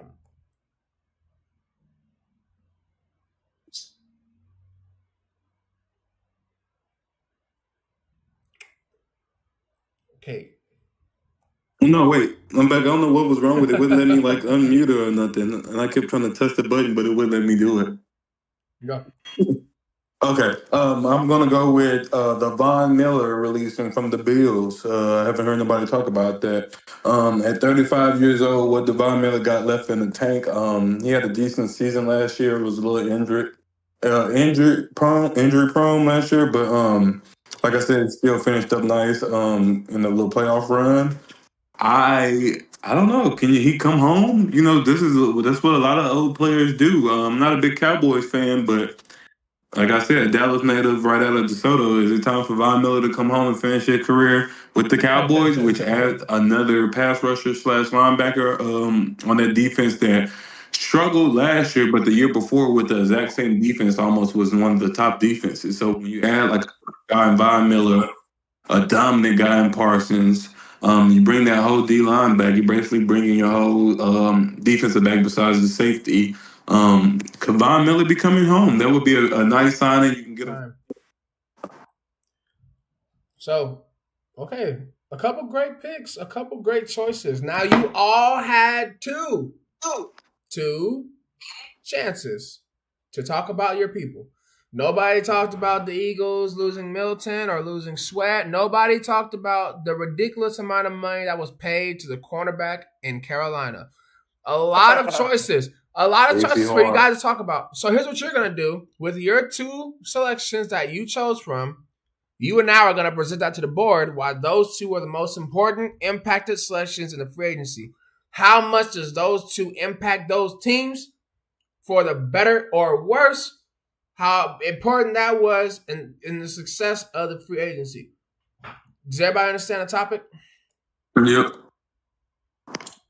I got 4. 1, 2, 3, 4. Solomon? Yep. Okay, so Cam, you won. You won the last one. So you have a choice. Do you want to go second or do you want to go last? Because it's not something that somebody could take from you. Y'all all have your own arguments.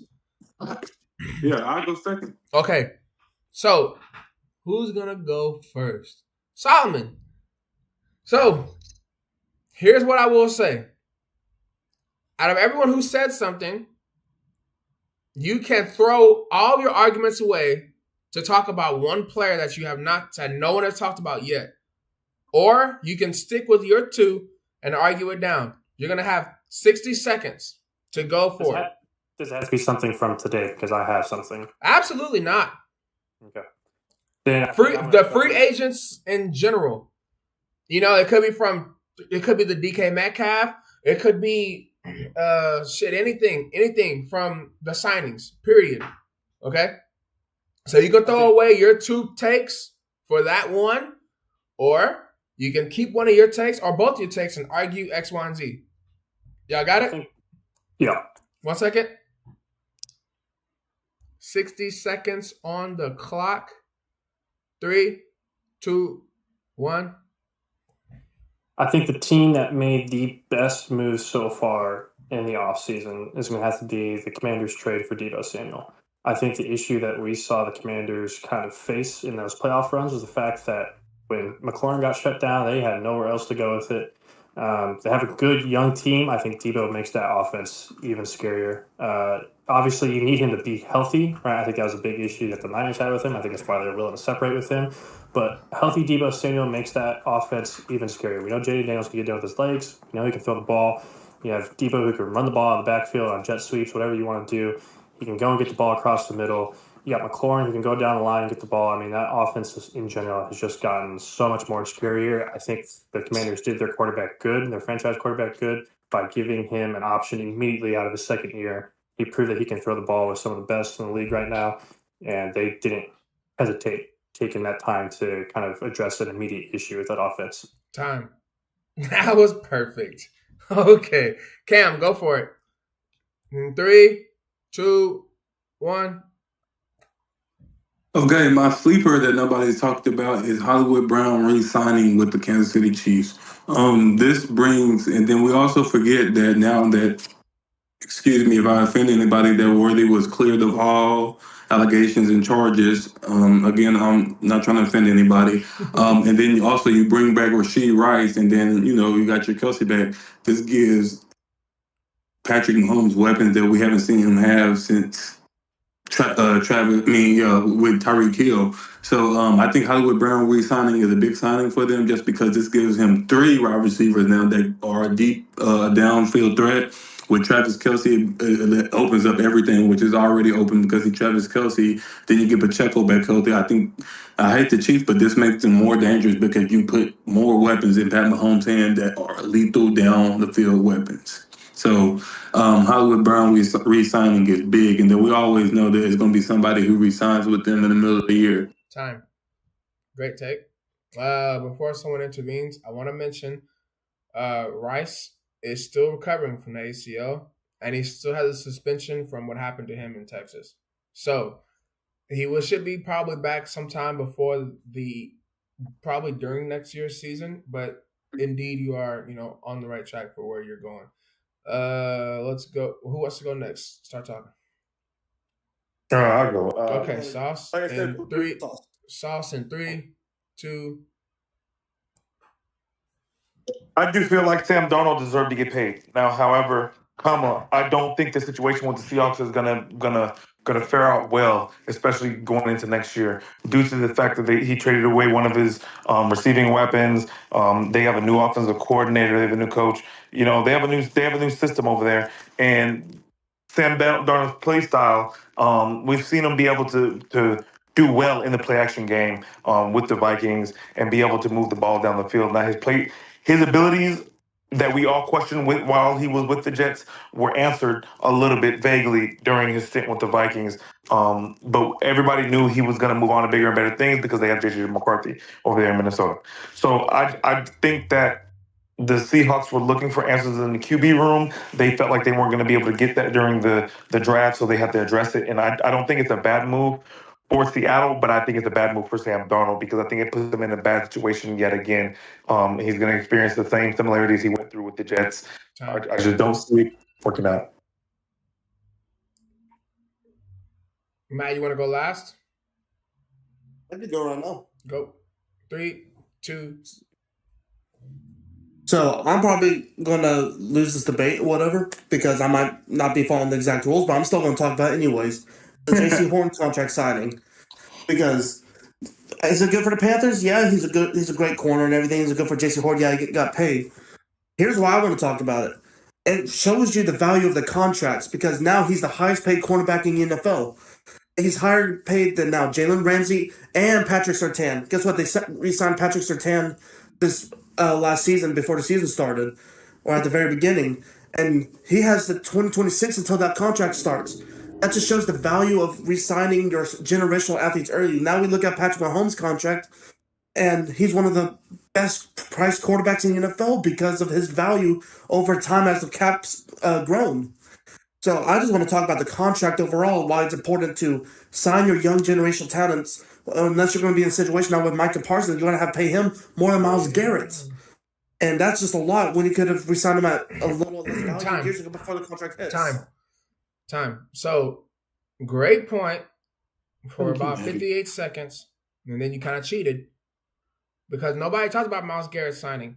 So, you cannot bring that up after, you know what I mean? Hold on now. Stick about the one. So, again, I just wanted to bring up that whole point. I don't care if I lose it or not. Oh, no. Great.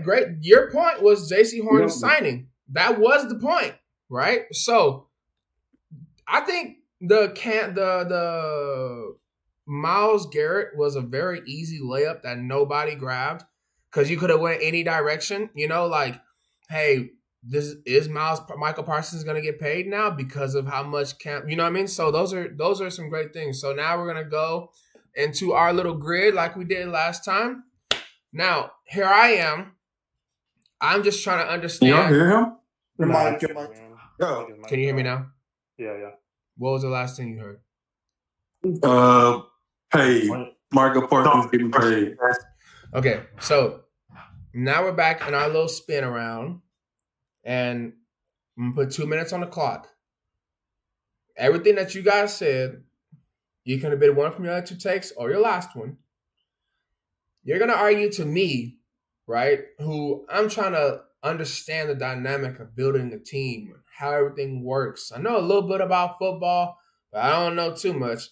But I'm really trying to understand like the dynamics and importance and all these things. Why would a player that's not a quarterback get paid so much compared to this?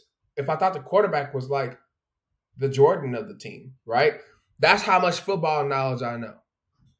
All of your takes, you're gonna argue your takes with each other, and if you want, you can forfeit it and make a better argument than anyone else has made about their player. Does that understand?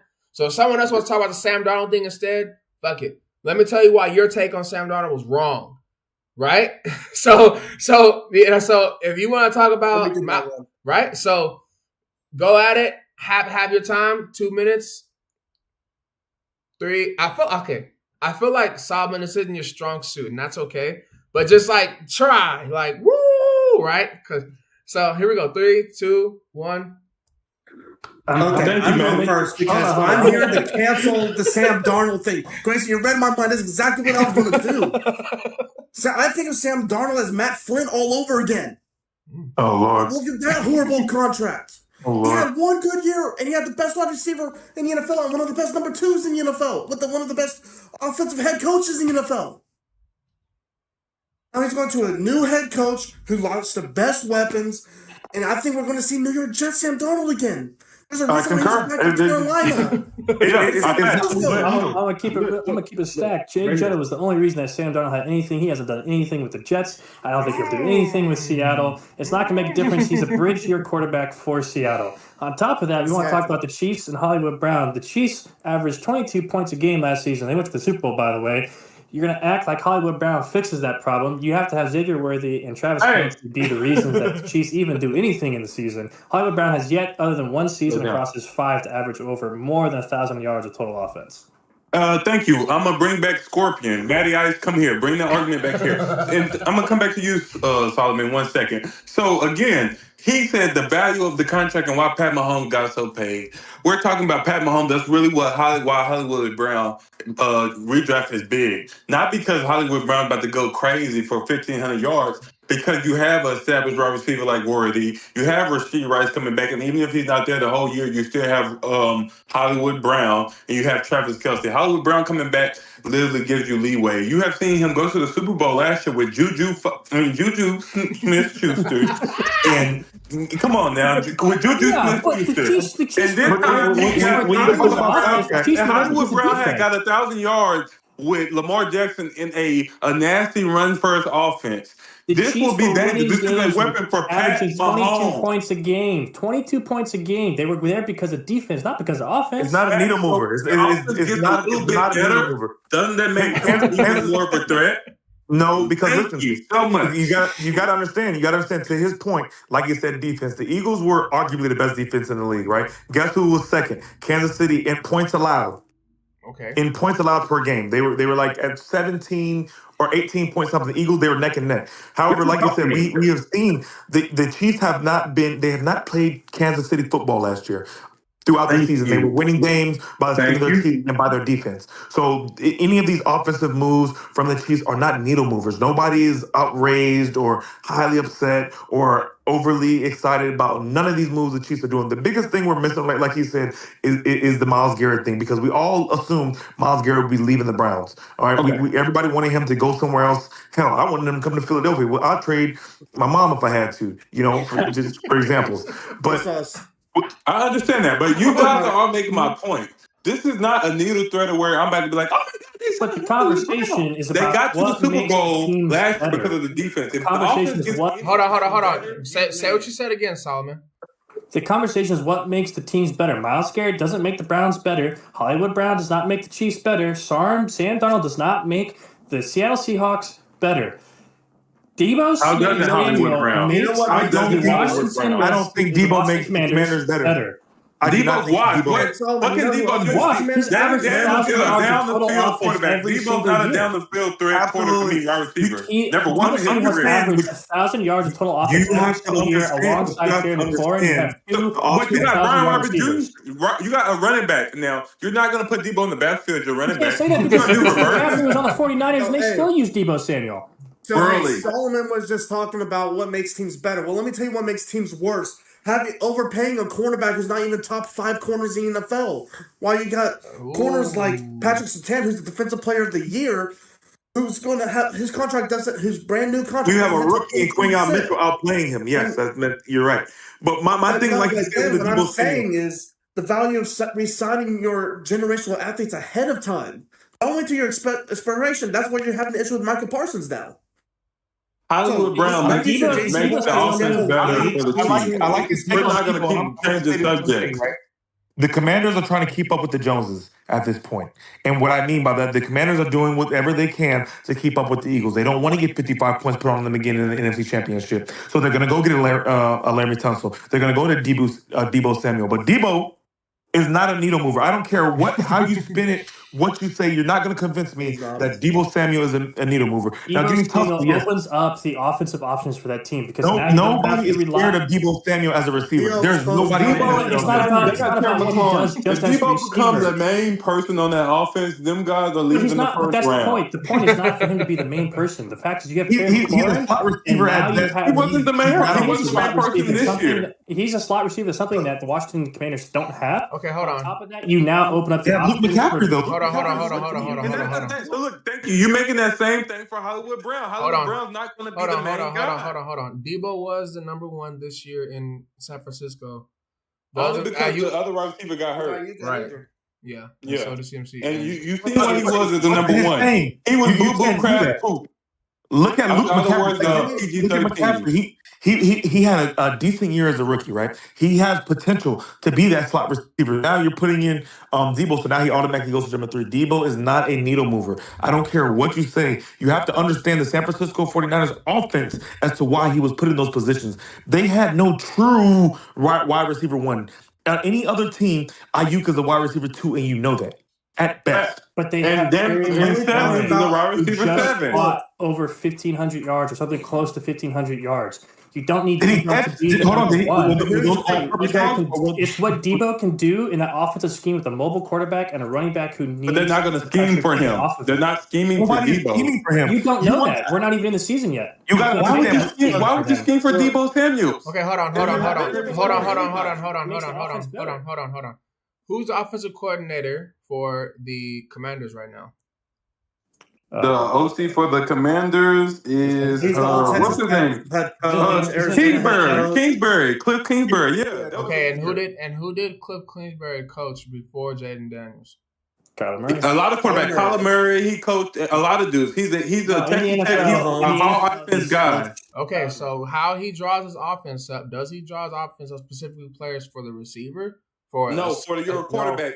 He was so when they did the Kyler Murray project, he was in charge of that. So he likes mobile quarterbacks that can make things happen with their arm and their feet. That are not going to do so. When you do that, Debo Samuel is helpful for that because Debo Samuel is a guy you can throw to 3 yards, 4 yards, and he makes something out of nothing. What are you gonna do? But they would never scheme scheme around him. triple option out of Look.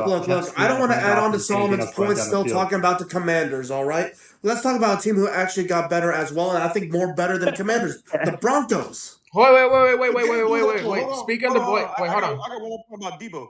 You do realize Debo Samuel has 1,000-yard career season. You know that, right? Okay, yeah, that's not really that relevant. So Matt, before Look at total offense, including rushing and receiving. He has over 1,000 yards total. But that- offense. Why would they run the ball with him this year? Okay.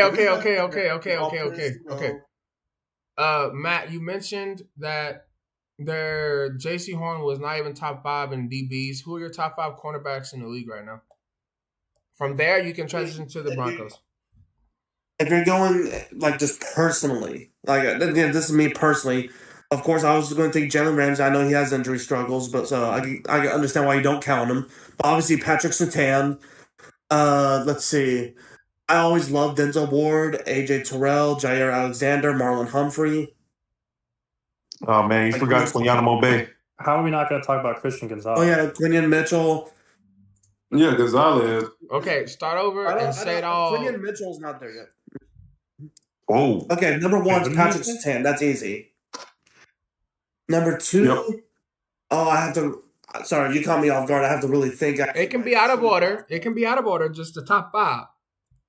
is that no more Warren against now? somebody, but for sure, Jair Alexander. I still believe Jalen Ramsey, obviously. Denzel Ward, I think he's very underrated. No one really ever talks about him anymore. And I'll even throw out Trent McDuffie.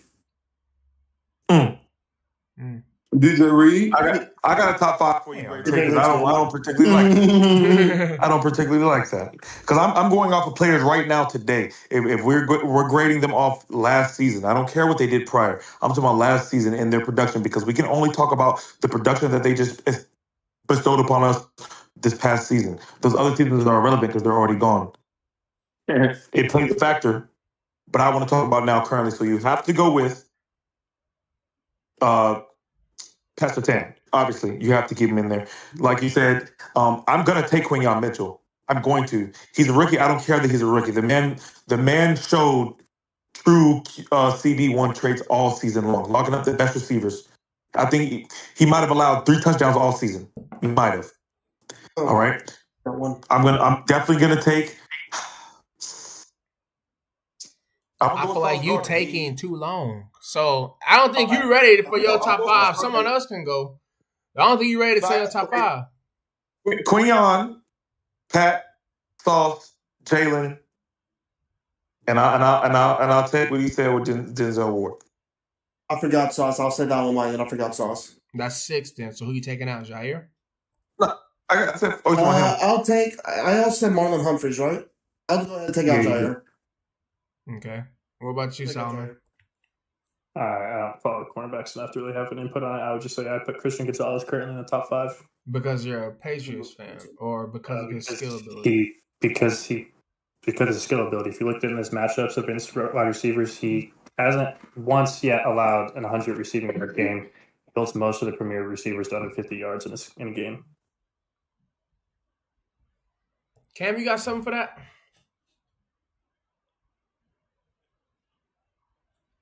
Hell no. He's You got to touch the screen and then unmute. What's your top 5, Great Tate? In the league right now, my top 5 cornerbacks out of order, I think Quinyon Mitchell is probably inside the top 5, barely at 5. I think Patrick Surtain is number 1, and there's a margin. Denzel Ward is there in terms of zone. In terms of man, Denzel Ward is in the top 5. Quinyon Mitchell is a fantastic man corner, an island man corner, but I don't think he's a good low zone corner. So that kind of makes that debate. Jair gets lost sometimes. So does Ramsey in zone, but they're good man corners. J.C. Horn, the reason why I think he got paid is because of his ability to move around the field. He can fly around the field. He has good hands, terrific hands for a defender, and he knows how to stick a man. He can stick somebody that's 6'5" or 6'1" that's 5'9". So that puts him in there. Is he in my top 5? No. Sauce Gardner, I think, is a little overrated. I think Sauce Gardner is a little overrated. But, so I got Quinyon Mitchell. I have Patrick Surtain. I have Denzel Ward. I have Marlon Humphreys. And I have Jalen Ramsey. That's my top 5 right now. I got a question for you, though. With that said, I just want to know how you feel about this player, Terran Arnold. Who? Arnold. For the Lions. It's good. Solid. There are a couple players like the Lions safety as well, Mr. Branch, who I wouldn't put him on a level of Fitzpatrick because of someone like him and both of their corners, both of the Lions' corners, they succeed off of risk way too much. Does that make sense? Right. So Yeah, like a Trayvon Diggs the year he absolutely like a Trayvon Diggs. So when it comes to every play, making a play, I don't put them in that line. But in terms of, okay, hold on now. I know we got 5 yards until the goal line, which means 7 to 10 yards, 15 in total, including the back of the end zone. It's not that many routes that can be ran right now. I got an outside receiver at 6'3". He probably run a slant or a back shoulder fade. That's 2 routes I got to guard right now. A cornerback like that is great. You understand?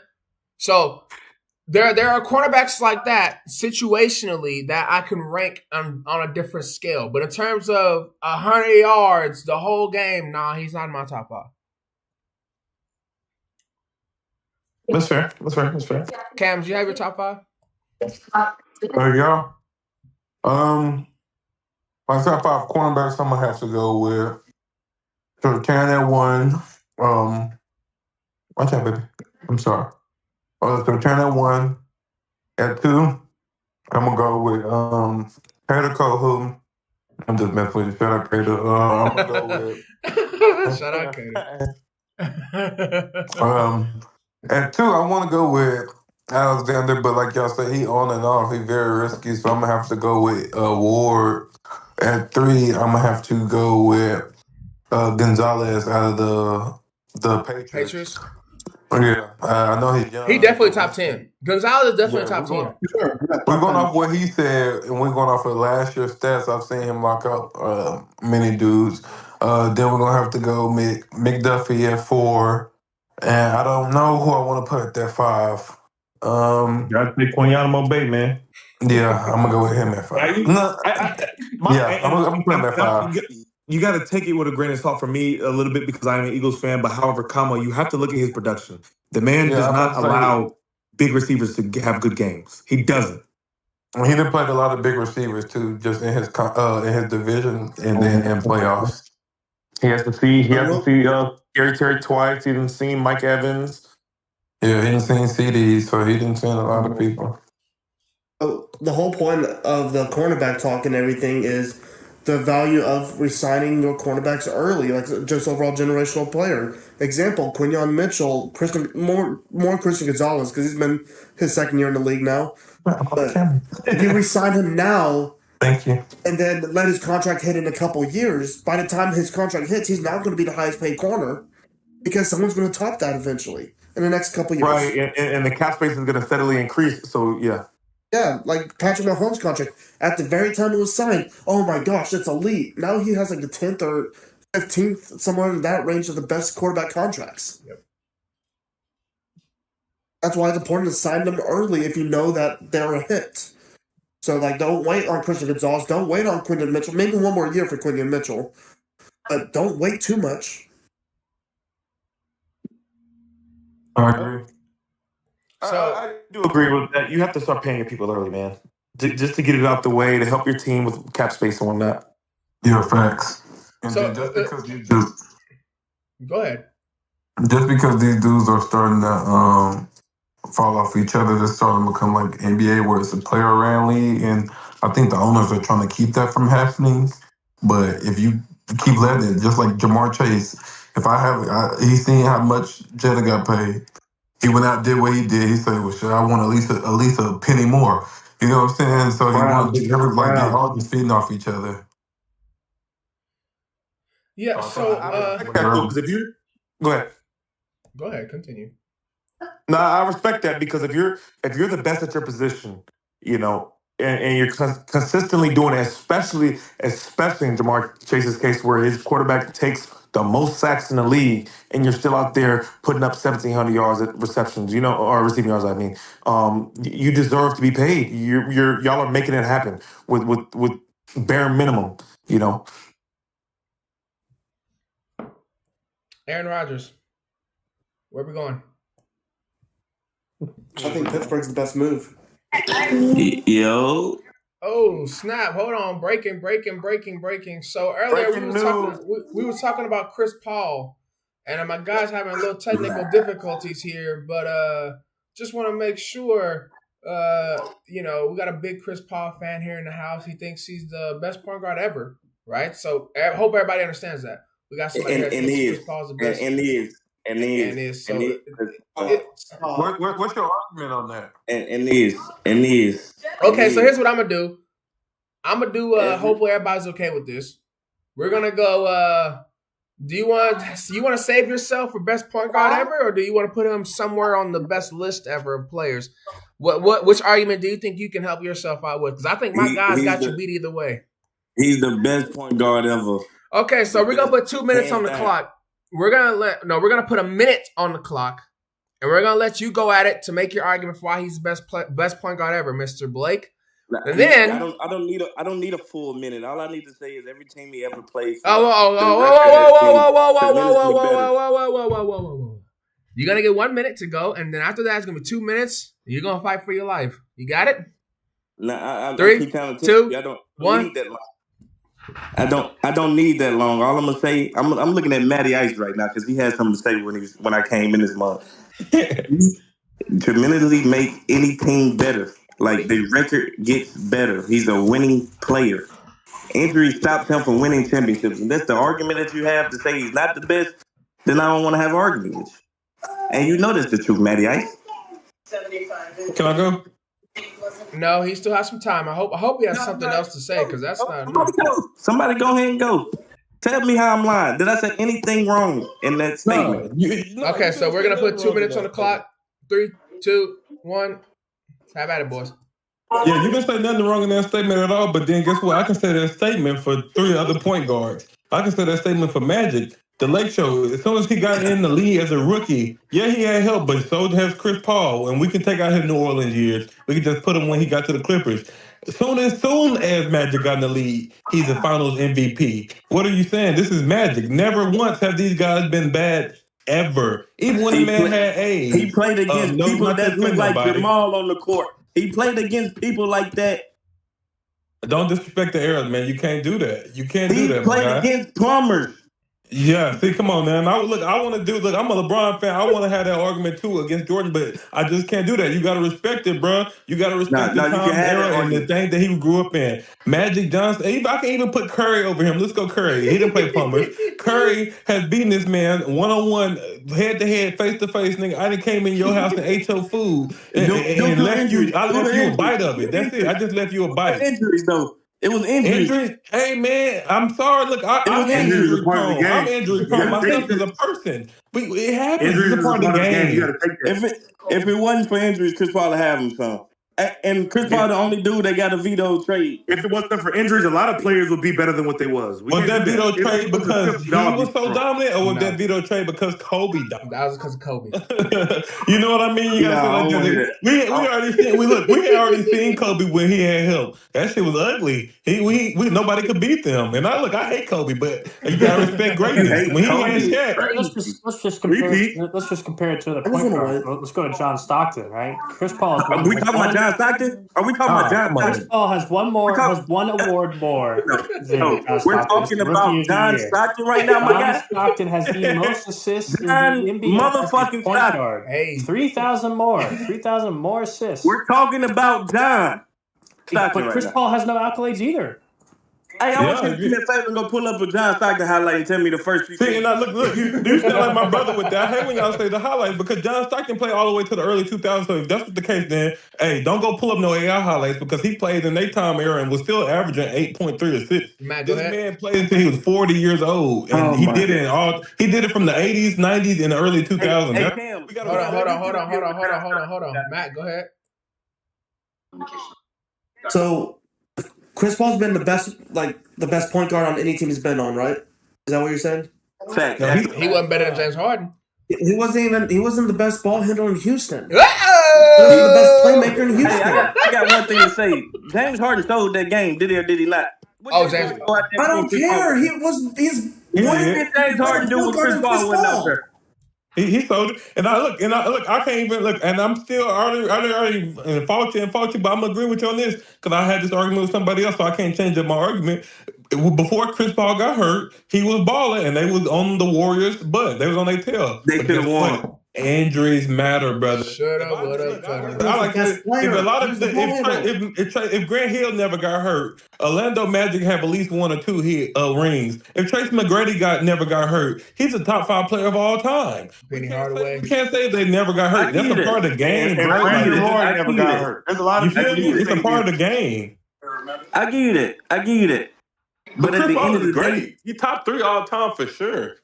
You can argue too, but you gotta give it one because these other dudes got rings and they did the same thing you said, but they got rings with it and they didn't get hurt. battling injuries.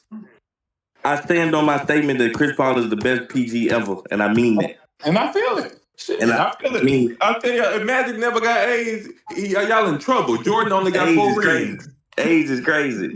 Yeah, that's an injury too. Nah. A's is crazy. That's a How lifetime he injury. get them? That's How he get them? How he get them? Enlighten me. We don't know, but we Come on now. Come on now. You know he getting better. On the court, he was the best. You worried about the wrong things. We need to worry about why Chris Paul ain't got no rings. Yeah, and Chris had amazing help. So that's the thing. Look, we was arguing about help earlier. That was one of our arguments, bro. This another argument against you. We said, "Oh, LeBron always had to have somebody great. He did. Jordan always had to have somebody great. He did. Kobe did. He didn't have Blake Griffin. He didn't have a whole stacked Clippers Jamal team. Crawford.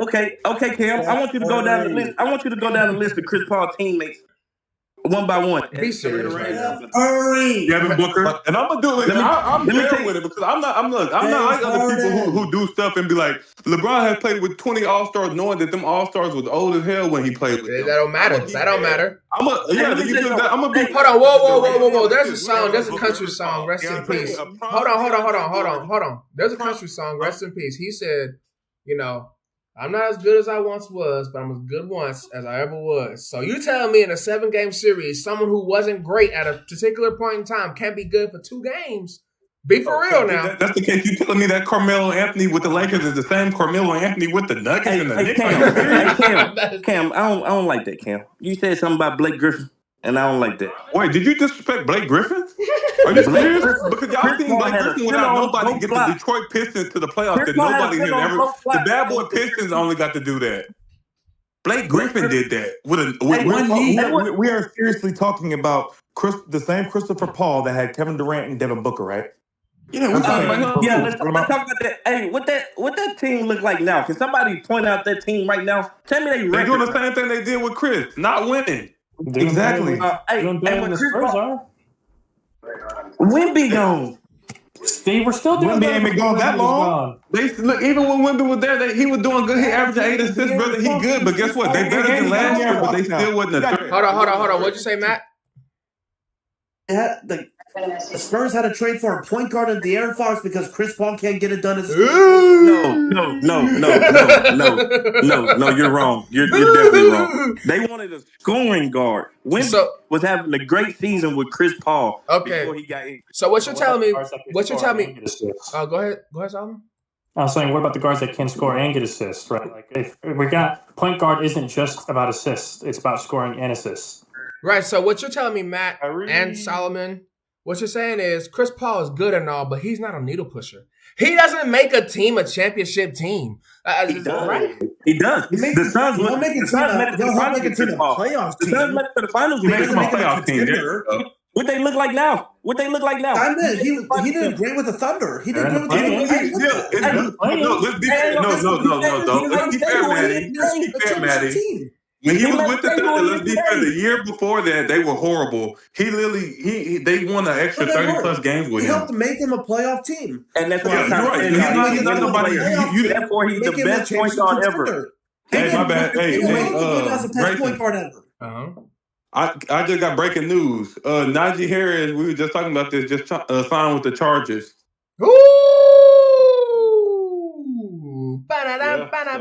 Jesus. Breaking news. Hold on. Breaking on the 1 year. There's more news, or that's it? No, this is so far. Okay, so Chase Young re-signed. Yeah. Oh, that's a horrible contract. Oh, stop. No, that is. Hey y'all, I have to go though. I just wanted to come say my piece about Chris Paul. You just wanted to come. Hold on, quick. What's your favorite? What's the best team in the NBA right now? The best team in the NBA right now. Who winning the finals? All around. Who's winning the finals? I got Thunder. Who's winning the finals? I got Thunder Cavs finals, man. Who's winning? Who wins? I got Cavs winning it all, gang. I got Cavs winning it all. In how many games? It's 6. They beat Thunder in 6. I hope y'all all saw Blake Williams because he probably won't be on the pod no more. I just don't understand how you would say, wow, we Why got you say that, CP3 is the best player point guard ever, and we got the Cavs beating OKC in 6 games. Yeah. Probably not going to even make it to the finals. You a madman or a mad genius? The Cavs beat OKC this year. I don't care. Worry about Hey y'all, I'm gone, man. I'm sick. My voice gone. I love y'all, man. I'll be back soon. Hey, thanks for having me, man. All right. So, I don't know what happened to Cam. Thank you, Blake, for joining. We got Cavs in 6. Okay. I'm disgusted, Grayson. That's I'm disgusted because the Lakers are going to beat OKC in a 7-game series. Oh, my. The Lakers are going to beat. Okay, we got the LaDončić show. Come on, man. You mean the Celtics show that got stopped by the Celtics on Saturday? That wasn't a stopping. Yeah, I'm pretty sure it's a 20-point It lead. was pretty damn close. Yeah, that was 20 points the whole game. But hold on. Wasn't the Celtics up by 30 against the Cavs and lose? Yeah, but they're 2-2 against. We're each talking other about regular season. season, yeah. Well, I mean, it was a regular season game against the Lakers and the Celtics. Who cares? Okay, But and my then we point can is, talk about Yeah, last but year how the Hawks beat the Celtics. if the Lakers twice. won, we're on the Well, championship so road yeah. if they beat the Celtics. See, that's the narrative: is that the Lakers win, and everybody's gonna be talking about how good the Lakers are. But in the If they lose, playoffs, it's like, it's it's 7 regular games and season, not it's one. regular season. They shut them down, bro. What do you mean? the playoffs is 7 games and not 1. Okay, the playoffs are 7 games. The playoffs are 7 games. In the 7-game series, we've already seen what Luka Celtics are does home, in the correct? 7-game series against Okay. the Celtics. Hold on. Yeah, that's fine. They're 1-1 on each other during the year. They're 1-1. We all know it doesn't mean anything, but we're going to talk about it. If the Lakers win that, oh my God, championship road. It doesn't mean anything. Lakers are going to the finals, man. That's fine. Okay, so you don't have enough gas in the They tank. can beat the Celtics in the final because look at what Luka did against the Celtics last year in the finals. That's last year, man. Listen, let me tell you But something. it's the same player. Luka is Don't with act LeBron. like him man. going to the Lakers makes him better. It does make him better, and I'm gonna tell you why. I'm gonna give you 2 reasons why. 1, JJ Redick is a better coach than the Celtics have. I'm gonna be completely honest. I watched how Jalen Brunson was killing the Lakers, right? Killing them. JJ Redick made 3 times he tried to tweak something. And he sometimes it doesn't work the first time, but it's about progression and getting better and what you can do mid-game. All right, something is not working. You need to find an alternative, and I watched him do that. Are you It's referring about to the game the other day? evolution in a game. Yeah. Okay, so I don't want to correct you out of pettiness. I want to correct you out of facts. He did not fix Jalen Brunson. Jalen Brunson got hurt.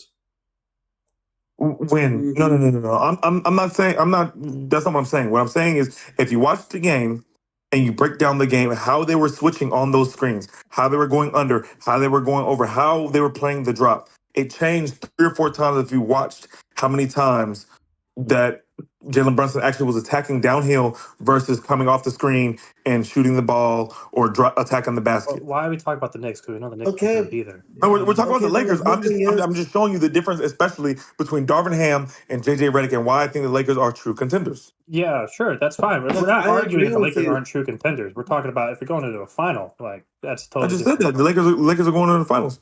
Right, but doesn't mean they can beat the Celtics. They're beating the Celtics, man. Okay, Matt.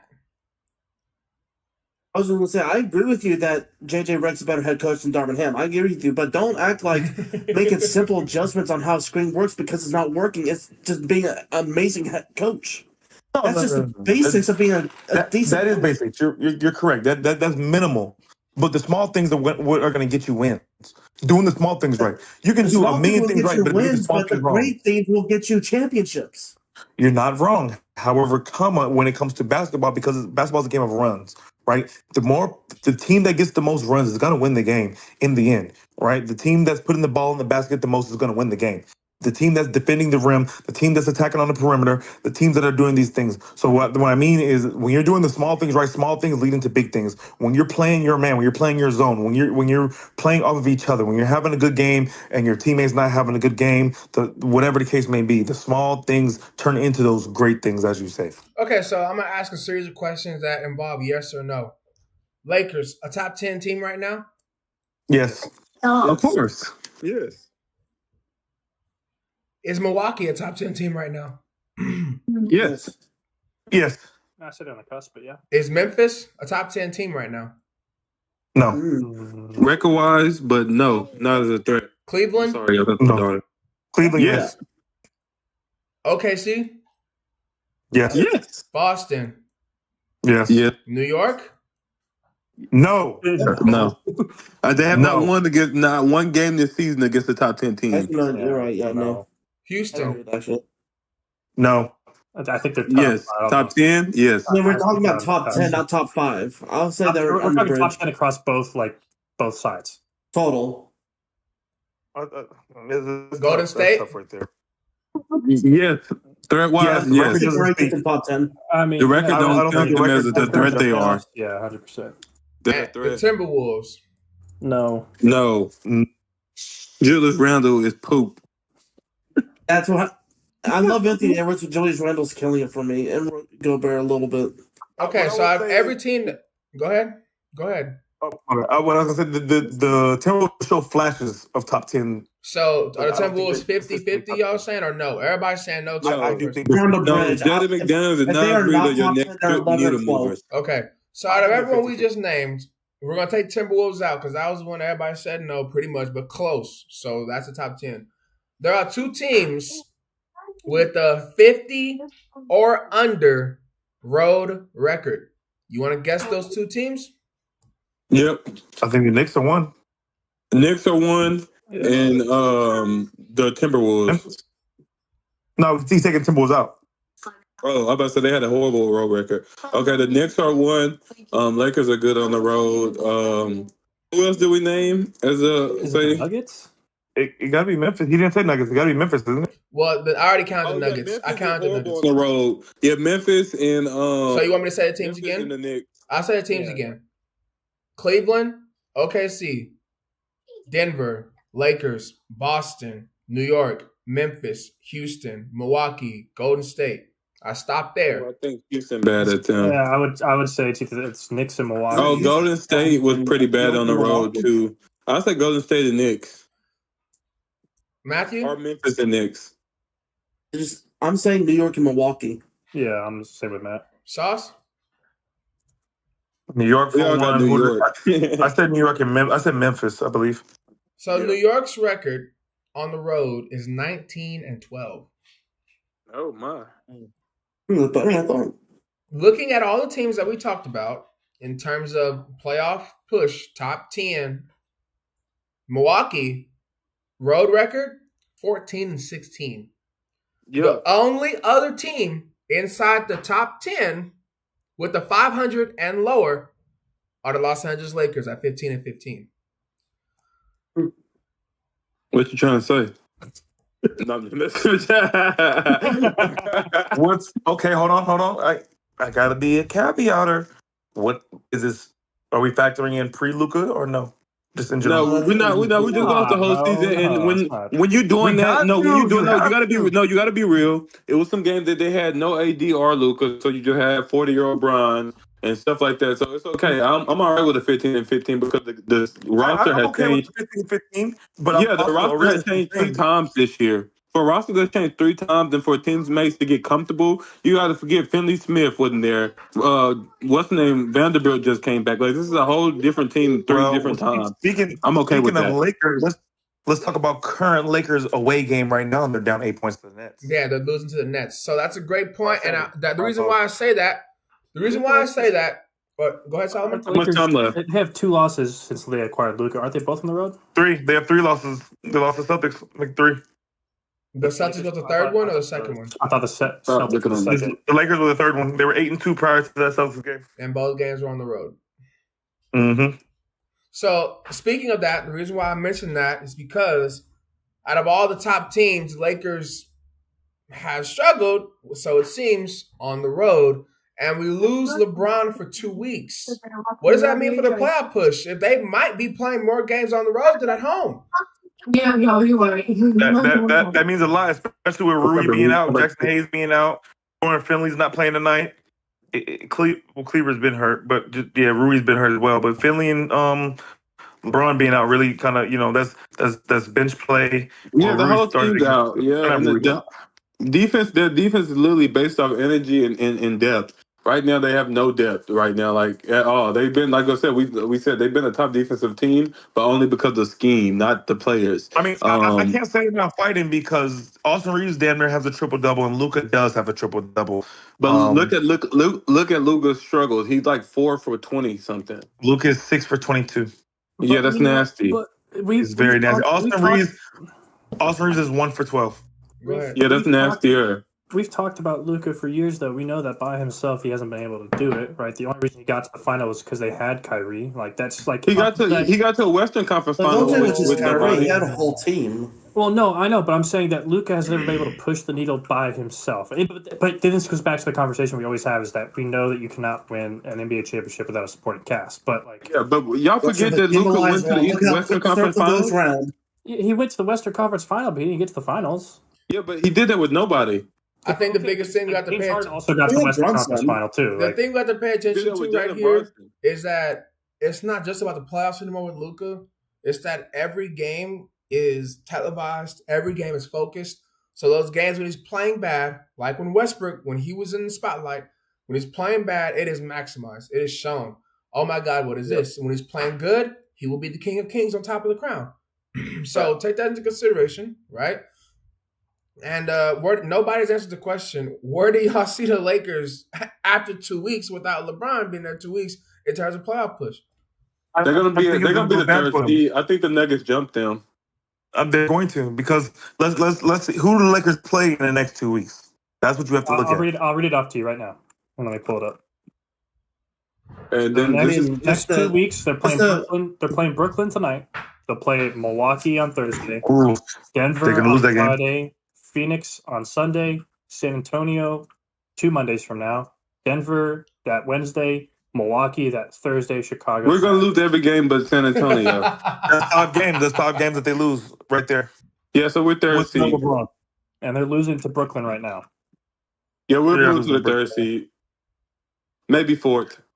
I don't see the Lakers beating the Bucks without LeBron. It's not going to happen. They have no. Hachimura, yeah, it's just not going to happen. Is Hayes back? No, Jackson Hayes is not back yet. Listen, yeah, come on now. That's three starters out, basically. Hold on now. Look, pay attention. Lakers are 40-22. Denver is 41-23. Memphis is 40-24. Houston is 39-25. They could be on the cusp of a play-in if they fuck around. The Golden State is 36-28. Minnesota is 37-29. We're gonna not be in the play-in. We just don't want to have to play Denver first round. You could go from 2 to 7 real quick. You could end up playing. You really could end up in play-in. Yeah, we're not though. You just said you're gonna lose all 5 games. If you take 5 games back, you're at 8th seed right now. We're gonna almost lose all 5. We're gonna beat the Spurs. So 4 games. I mean, let's look at the remainder. I don't know. It's tough, man. The Lakers they're in a bad spot right now with no LeBron. So and they're not going to win all their games either. So y'all got to think about that. Memphis is on a win streak. Houston's on a win streak. Golden State's on a win streak. Minnesota's on a win streak. The Clippers are on a win streak. Let's look at the remainder of their schedule outside of the next 2 weeks. They play Milwaukee twice. They play Denver twice. They play OKC twice. They play Golden State. They play Houston twice. Shit! They have a fucking crazy schedule coming up, and they play. They do, and the other thing you have to realize is it's not just LeBron. It's Rui, Dorian Finley, Hayes. They're missing 3 key players, right? Yeah. So it's not just LeBron that is going to be a factor, because even when LeBron is playing, you have to understand he's because of his age, he's not obviously. I'm not saying he's not giving 100%, but he's not playing as many minutes as down the stretch as he's going to during the middle of the season or the beginning of the season. They're going to start load managing him towards the end of the season, towards the playoffs, so he can be have more gas in the tank. So they're going to lean on those younger guys to come in and play more minutes and be better role players off the bench or whatnot. It don't matter. If the Lakers are in the playoffs, that's all they need. It don't matter if we even do play. I understand that. If we're in the but playoffs, however, on the way to the playoff, the seeding matters. the seeding does matter, and I don't think we're going to drop that much. We get Roy Hachimura back next week. LeBron is out 1 to 2 weeks, so let's not push it all too. Let's hope for the best, guys. Come on now. Let's just say we're 1 not week. hating on the Lakers here. I think the real concern is that you're trying to up your guys' minutes going into the playoffs, because we all know when you get to the playoffs, your 5 starters are going to be playing 35, 40 minutes, and your bench is going to get 5-10 minutes. No. You got to check the numbers. I didn't mean to interrupt you, but check the numbers. They actually rotate a lot of a lot of dudes right now. As of right now, that's going to cut down during the playoffs, and then you're going to pick up minutes. Yeah, you're right. Right now, you got Trey Jameson playing. You got James Goodwin playing. Like guys like those who get in. Like those guys are going to see minutes in the playoffs, but it's not going to be 20 minutes no more. It's going to be more like 10. You know what I mean? No, that's what I'm saying though is that like every other team that's getting ready for a finals run, like our serious contenders, they're upping their starters' minutes. Yep. Like you're looking at Celtics in the 40s, you're looking at Shea in the 40s, right? So it's like, all right, what happens with the Lakers when they're load managing now and then they get to the playoffs and say for whatever reason, I'm talking hypothetical here, they get in that play-in spot, they're playing extra games, and now you have to increase minutes from all your players, right? Like what does that road look like? But It's then not you the fact also that got all they these guys can't coming beat back with fresh those legs. teams. It's just that it's a harder road. It's going to be a bad road for the Lakers because I don't truly believe Luka's 100% in shape. Watching him play, I cannot tell you that Luka's in 100% playoff shape right now. And he's getting in game shape right now. And now he's doing it all by himself, so he has to get in game shape right now. He's getting accustomed to other guys. He's learning those guys. Then you also get all these guys back from injury with fresh legs. Yeah, that means they're also going to be a little bit tired, but that's why I said you got those games before the playoffs or play-in even happens to get them their legs back. But these guys are all coming back at the right time. And LeBron James is already in his groove. So these are not players that got to, they got to find a groove again. They've been out for 3 months. Rui Hachimura's not even been out for a month yet. You know what I mean? So these are guys who's not losing. I think regardless of the amount of time that they've been out, due to the nature, you got to understand, this is make it or break it time for a lot of these teams. A lot of these teams are fighting for seeding. This groin injury for LeBron could be a bigger issue than it is, though, because obviously he's coming back in 2 weeks, but that's something that's going to affect his lateral, his quickness, like all of that, right? So he's going to play through it, but is LeBron going to be playing on the same level that LeBron's already been playing on all year long, right? Like, I'm not knocking the fact that he hasn't been great, but like out of all the injuries to get, it's a groin injury. Like he's going to be uncomfortable. And he said, but this is what gives you hope when he said that this time compared to 2018 when he missed those 51 games, that it was no pop or anything like that. It was just a simple groin injury where he was able to walk off on his own. You got to take that with a grain of salt because he could say anything. You know what I'm saying? He could be saying that just to lessen the. He wasn't able to walk off or play. The dude when he got injured, he ran down the court one more time, and then once they came back and they got a foul, he said, "Okay, I'm checking out. I'm done." So he was still able to move, but it's like, all right, I'm not about to push this no more. I'm 40 years old. I need to shut this shit down. This hurts. You know what I mean? Right, but what happens when he? Also, it is a groin injury, like you said, Solomon. We all know as former athletes, those groins suck. So it sucks. It's just like what happens when he has to play through it. Like what happens if he re-aggravates it in the playoffs? Like what does that look like? Yeah, and we're young. He's not young no more. No matter how much money you spend on your body, you're still 40. Like shit, we used to do that. Go drink a Pedialyte or something, and we'll be all right in 2 days. I mean, we're not speaking just from an offensive perspective here. The thing that we have raved about with LeBron James this season is that he's getting down and squatting and playing defense. He's rotating. He's moving. And if I remember, there was someone that used to play for the Lakers that tried to come back early from a groin injury. You know, so I'm just saying, Mr. Street Clothes, Mr. Street Clothes himself. So I'm not, I don't think it's necessarily life-threatening or career-ending. But do you want to risk Luka getting injured, trying to burn out 40 minutes a game? The other pod, we had a conversation about how Luka and LeBron can tag off each other, and there's no way that one of them is off the floor at a given point in time in the game. Okay? Some of the wins that they schemed by in this little streak, they should have lost those games. So you can't say that.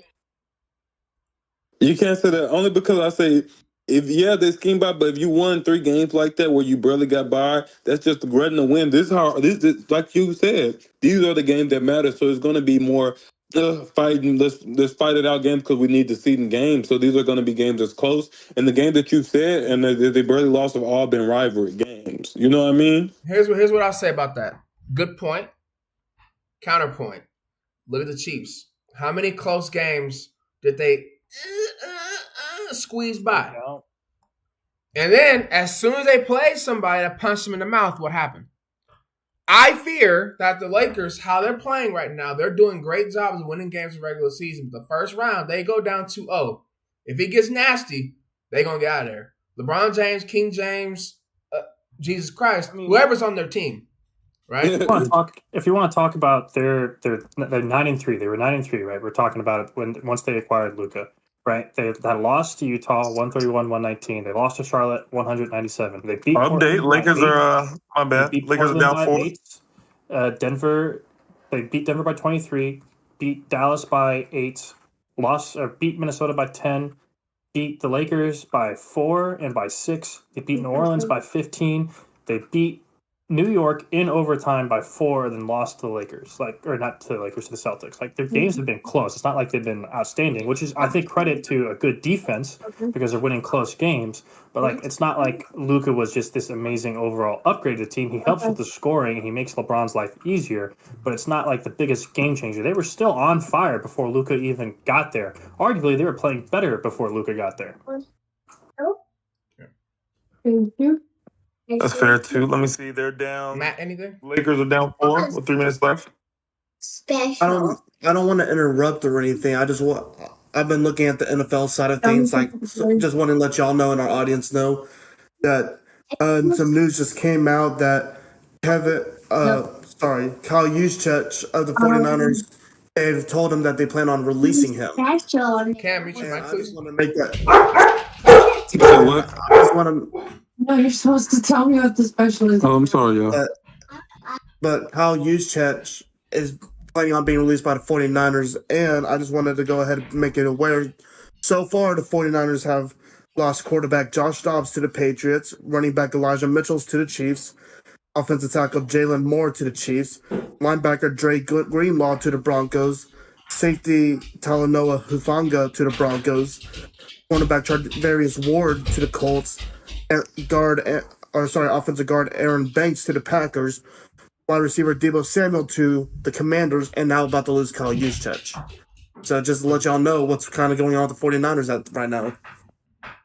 I mean, I think I saw that coming with how they performed last year. You go to a Super Bowl, then you absolutely sure, injuries played a big portion of how the Niners played last year, but they just didn't have the ability to re-sign everybody, and so it's going to be a completely different Niners team, and it's probably going to be a very ugly one. Right? And we're going to be seeing the CMC days back in the Panthers. That's what it's going to be like for the Niners. Because they're probably going to lose Ayuk too. There's been rumors he's been talking about being traded. You lose him, then at that point you're in full rebuild, and really that's where CMC's probably going to end his career. I don't think he gets another shot. Yeah, so had a pretty good long episode today. I think we're gonna do Matt. Okay, we're gonna do 3 minutes where everybody gets to talk about what they want to talk about, and then we'll get out of here. I'm gonna grab my computer charger, so one of y'all go first. Okay. Sauce, is there any topic that you want to talk about? Could be any sport, could be gambling related, it could be cards. Oh man, gambling related, man. You gotta stay tuned to college basketball, man. It's gonna get pretty nifty out there in the world. You got your Auburns, you got your Floridas. You got these Dukes, you got these teams that are all trying to compete. But I do think that people give Auburn too much credit than they deserve, to be 100% honest. I've watched Mississippi State go in there and beat them on the senior night, and it just wasn't. They didn't play their brand of basketball. And then they came back and man, I just lost my train of thought of who they played the other night. But Auburn, I don't think they're one of those teams that are going to push the needle in the championship run that they need to go on. I think Florida is a pretty good contender. Duke, the UNC game, it was The first half was a very close game. They brought it back from the 15 points, but I think Duke has a lot to handle, especially with their deep bench that they have for UNC and a lot of other teams. So my prediction, I'm gonna have to go with Duke winning the Natty this year for college. That's just my prediction. NFL, the Eagles are going to run it back this year. We just re-signed Zach Bond. We just gave Saquon Barkley the contract extension. Yes, Milton Williams left. Yes, Joshua Sweat left. But we have a lot of young guys. I think Jordan Davis has to step it up this year in that defensive tackle room. Jalen Carter, you obviously know that he's going to be great. I think Brandon Graham's going to stick around for another year. And the Kobe Dean is going to come back from his injury, is going to do amazing things. But we also have Jalix Hunt and Nolan Smith over there, and releasing Darius Slay. Hey, man, it is what it is. It's a business decision. We have Isaiah Rodgers and Kelly Ringo. We'll be all right. You got a minute and 15 seconds left. NBA, like we just talked about, my Lakers, man. I think the Lakers are going to be fine. I am a little scared depending on how the injuries go and the games we have coming up next to see where the seeding goes.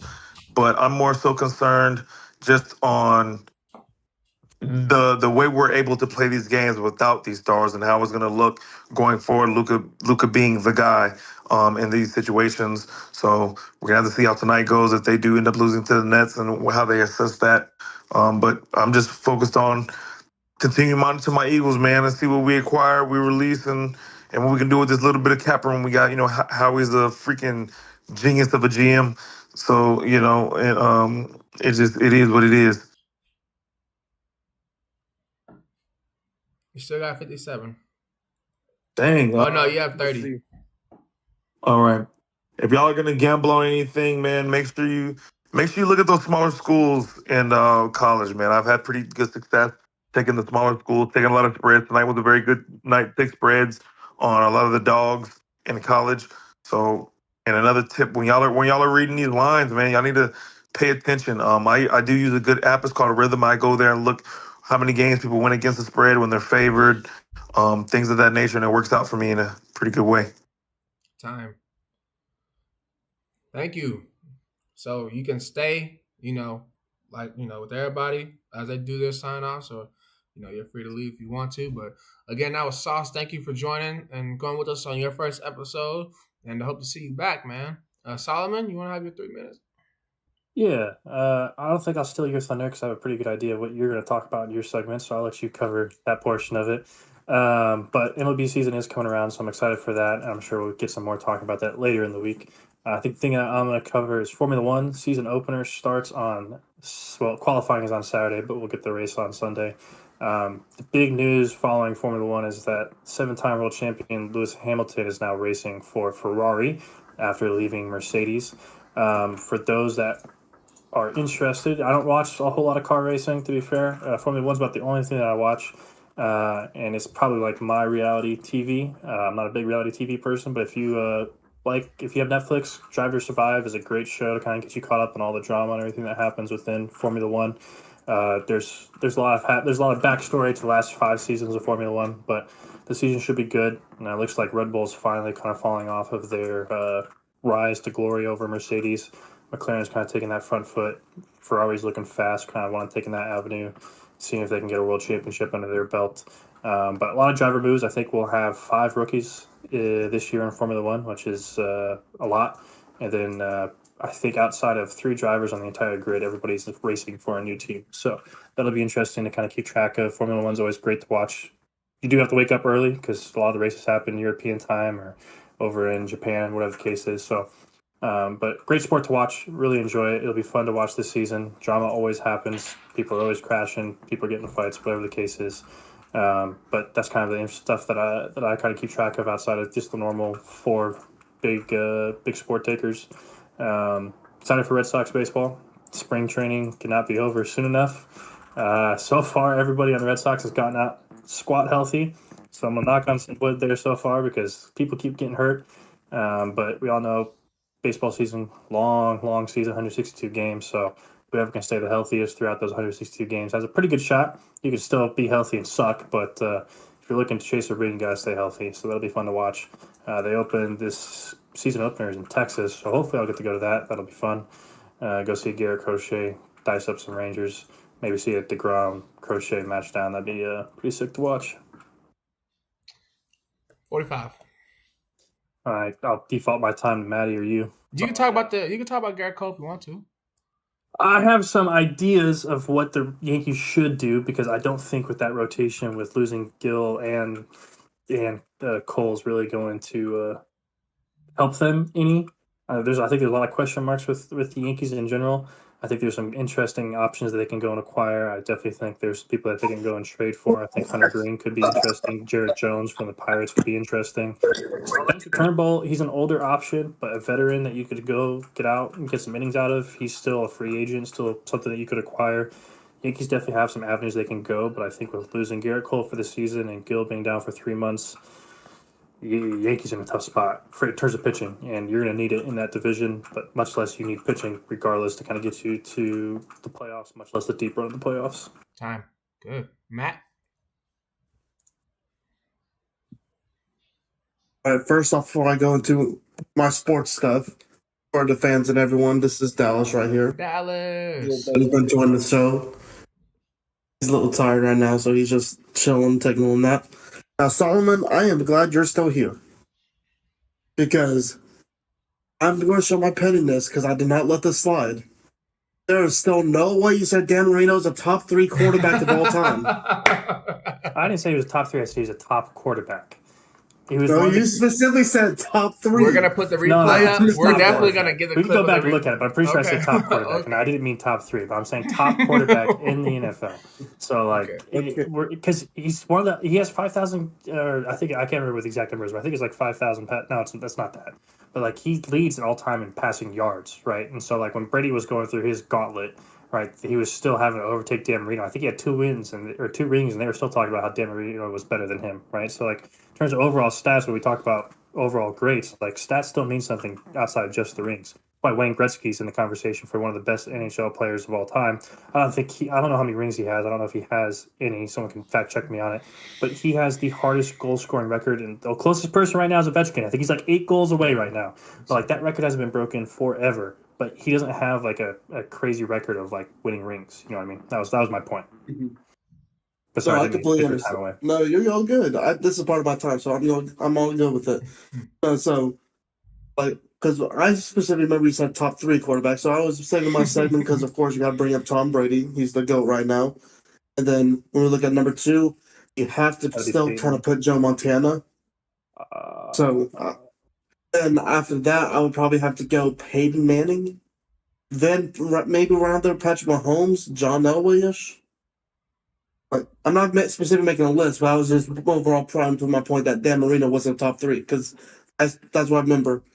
But how much time do I got left, by the way? A minute and a half. I paused it while he was talking. I paused like half of it to give you some more time. Oh, it's all good. So, another thing I'll talk about, because we've seen Cowboys make a move for Javonte Williams. I think he's going to help us in the run game. He's a nice physical runner. His issue is obviously going to be injuries, and he can be the same physical running back even after the injuries. But we're still going to have to make more moves. This is going to be a sneak peek. I'll go ahead and say it right now and put it out there and everything. But whenever we have our draft episode in the future, I don't think the Cowboys should draft Amarian Hamilton. Or, I don't know if I said Hamilton. Amarian Hampton from North Carolina. Mm-hmm. He's a great running back. Don't get me wrong. If we do get him, I'll be still happy. But there's also, if we do get him and there's someone who slides down a lot, I wouldn't be surprised if we could get Ollie Gordon in like the day 3 or 3rd round, something like that. There's someone who's a very good back who just had one bad year. And Oklahoma State overall had a really bad season. He's just someone I'm really excited about for the Cowboys to potentially get, because he could be a full 3-down back and everything. He needs to work on his receiving game a little bit more, but he's a physical runner who has a huge motor who's very difficult to bring down. He's just not on the faster side, but he's still got some getaway speed. He's still sneaky still. So, but the Cowboys overall still need to make some good moves. We need to work on getting another weapon for Dak to throw the ball to besides CD, because the double teams are going to kill him. and then just rebuild the offensive line. We got a couple of nice young pieces, but we have a huge hole with Zach Martin gone. So time, good, great conversations from the both of you. Thank you both for your talking, your pointies. I'm gonna use my time first to talk about boxing. There's a whole lot coming up, really big fights coming up that could change the whole dynamic of how boxing has been structured for probably Mayweather's career. I think Mayweather caused a big harm to the boxing community post his career, but it was so good for boxing during his career was the whole undefeated thing. Everyone is so afraid of being taken out of that debate, thinking that the money is where the record is. Canelo has showed that it's not that. Usyk has showed that it's not that. Tyson Fury has showed that it's not that, and yet guys still believe in that. And out of the horsemen of the young caliber players, including Gervonta Davis, who just got a draw, Shakur is the only one who still is undefeated. Ryan Garcia's lost. Devin Haney's lost. Shakur's the only one left. And he's the one that's really the most disrespected.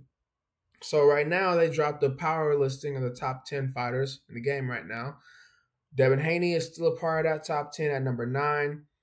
B-Ball is number 4, the one who beat Canelo, and he is signed to fight Dave Benavidez, who was at 10. I think whoever beats the other out of that should definitely go up to number 1, unless Eno, who's number 2 right now, gets in another fight with somebody who's very, very high and dominates him. I think Eno is the best pound puncher right now, but I'm not upset that Usyk is number 1. Look at my son, my love. Oh, great. So, transitioning to baseball. Depending on who joins us, depending on who joins us is depending on what topics we talk about the most. So when Philip or, a couple of baseball knowledge people join the podcast, other baseball knowledge people, we will spend a bigger segment talking about baseball. So I think it's very important for us to get our rocks off and everything. The closer the open season comes up, which should be soon, we'll have some bigger discussions about baseball. But I got to talk about my Yankees. I am so hurt. I am so distraught. I'm disappointed. I'm disappointed. I don't know what's going on in the outfield, okay? I don't know what's going on in the outfield. I don't know if Aaron Judge is going to be an everyday player at DH. I don't know if Trent Grisham is going to be our center fielder. I think he's probably our best fielder, like foot for foot. He's probably our best all-around fielder. I don't know if Dominguez's slumps were just nerves last year and the sun this year. Like, I don't look. You learn in Pee Wee, you learn in Pee Wee to cover the sun with the glove, something you learn so much early on.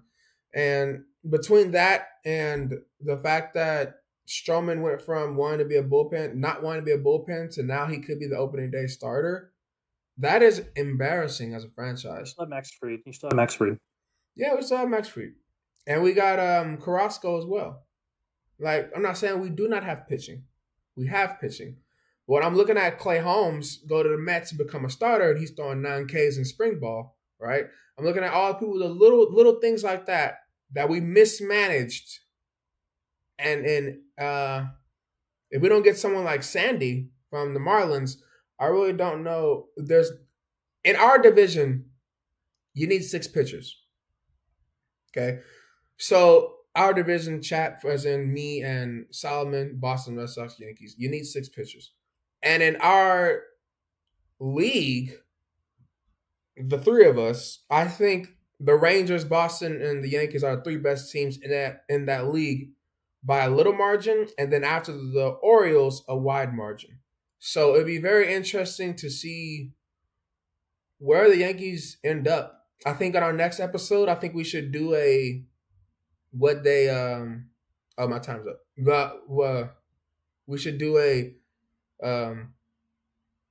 the projected over under, and if we agree, because right now I see the Yankees at 92, maybe 91, and that is at the ceiling. You know what I mean? I could see them as an 80 something win team trying to fight in for the playoffs right now. You know, I'm not convinced they're a 100 win team or anywhere related to that out of 162 games, which is saying a lot. Yeah. So surprised, Matt, that you didn't mention WWE tonight, because I think tonight's the first episode since John went heel and turned, right? So Dude, like I mentioned, I don't have it just on the screen or anything like that. It's more one of those things like I'll just like see like, oh, this is what happened. So like when a pay-per-view comes up, I'm like, okay, this is kind of what's going on. Or I'll watch like the little clips, but actually watching a whole episode, I haven't done that in a while. Yep. Yeah, I got you. Well, thank you everybody for staying around. I know this was a long episode. To our couple of viewers that we had at the end here, I appreciate y'all. Matt, Solomon, you two have been streaking at every episode so far, so that is something, man. Ooh, which one of y'all's gonna miss first? Probably me. Probably me. But yeah, I'll see you guys on the next episode. Thank y'all. Peace.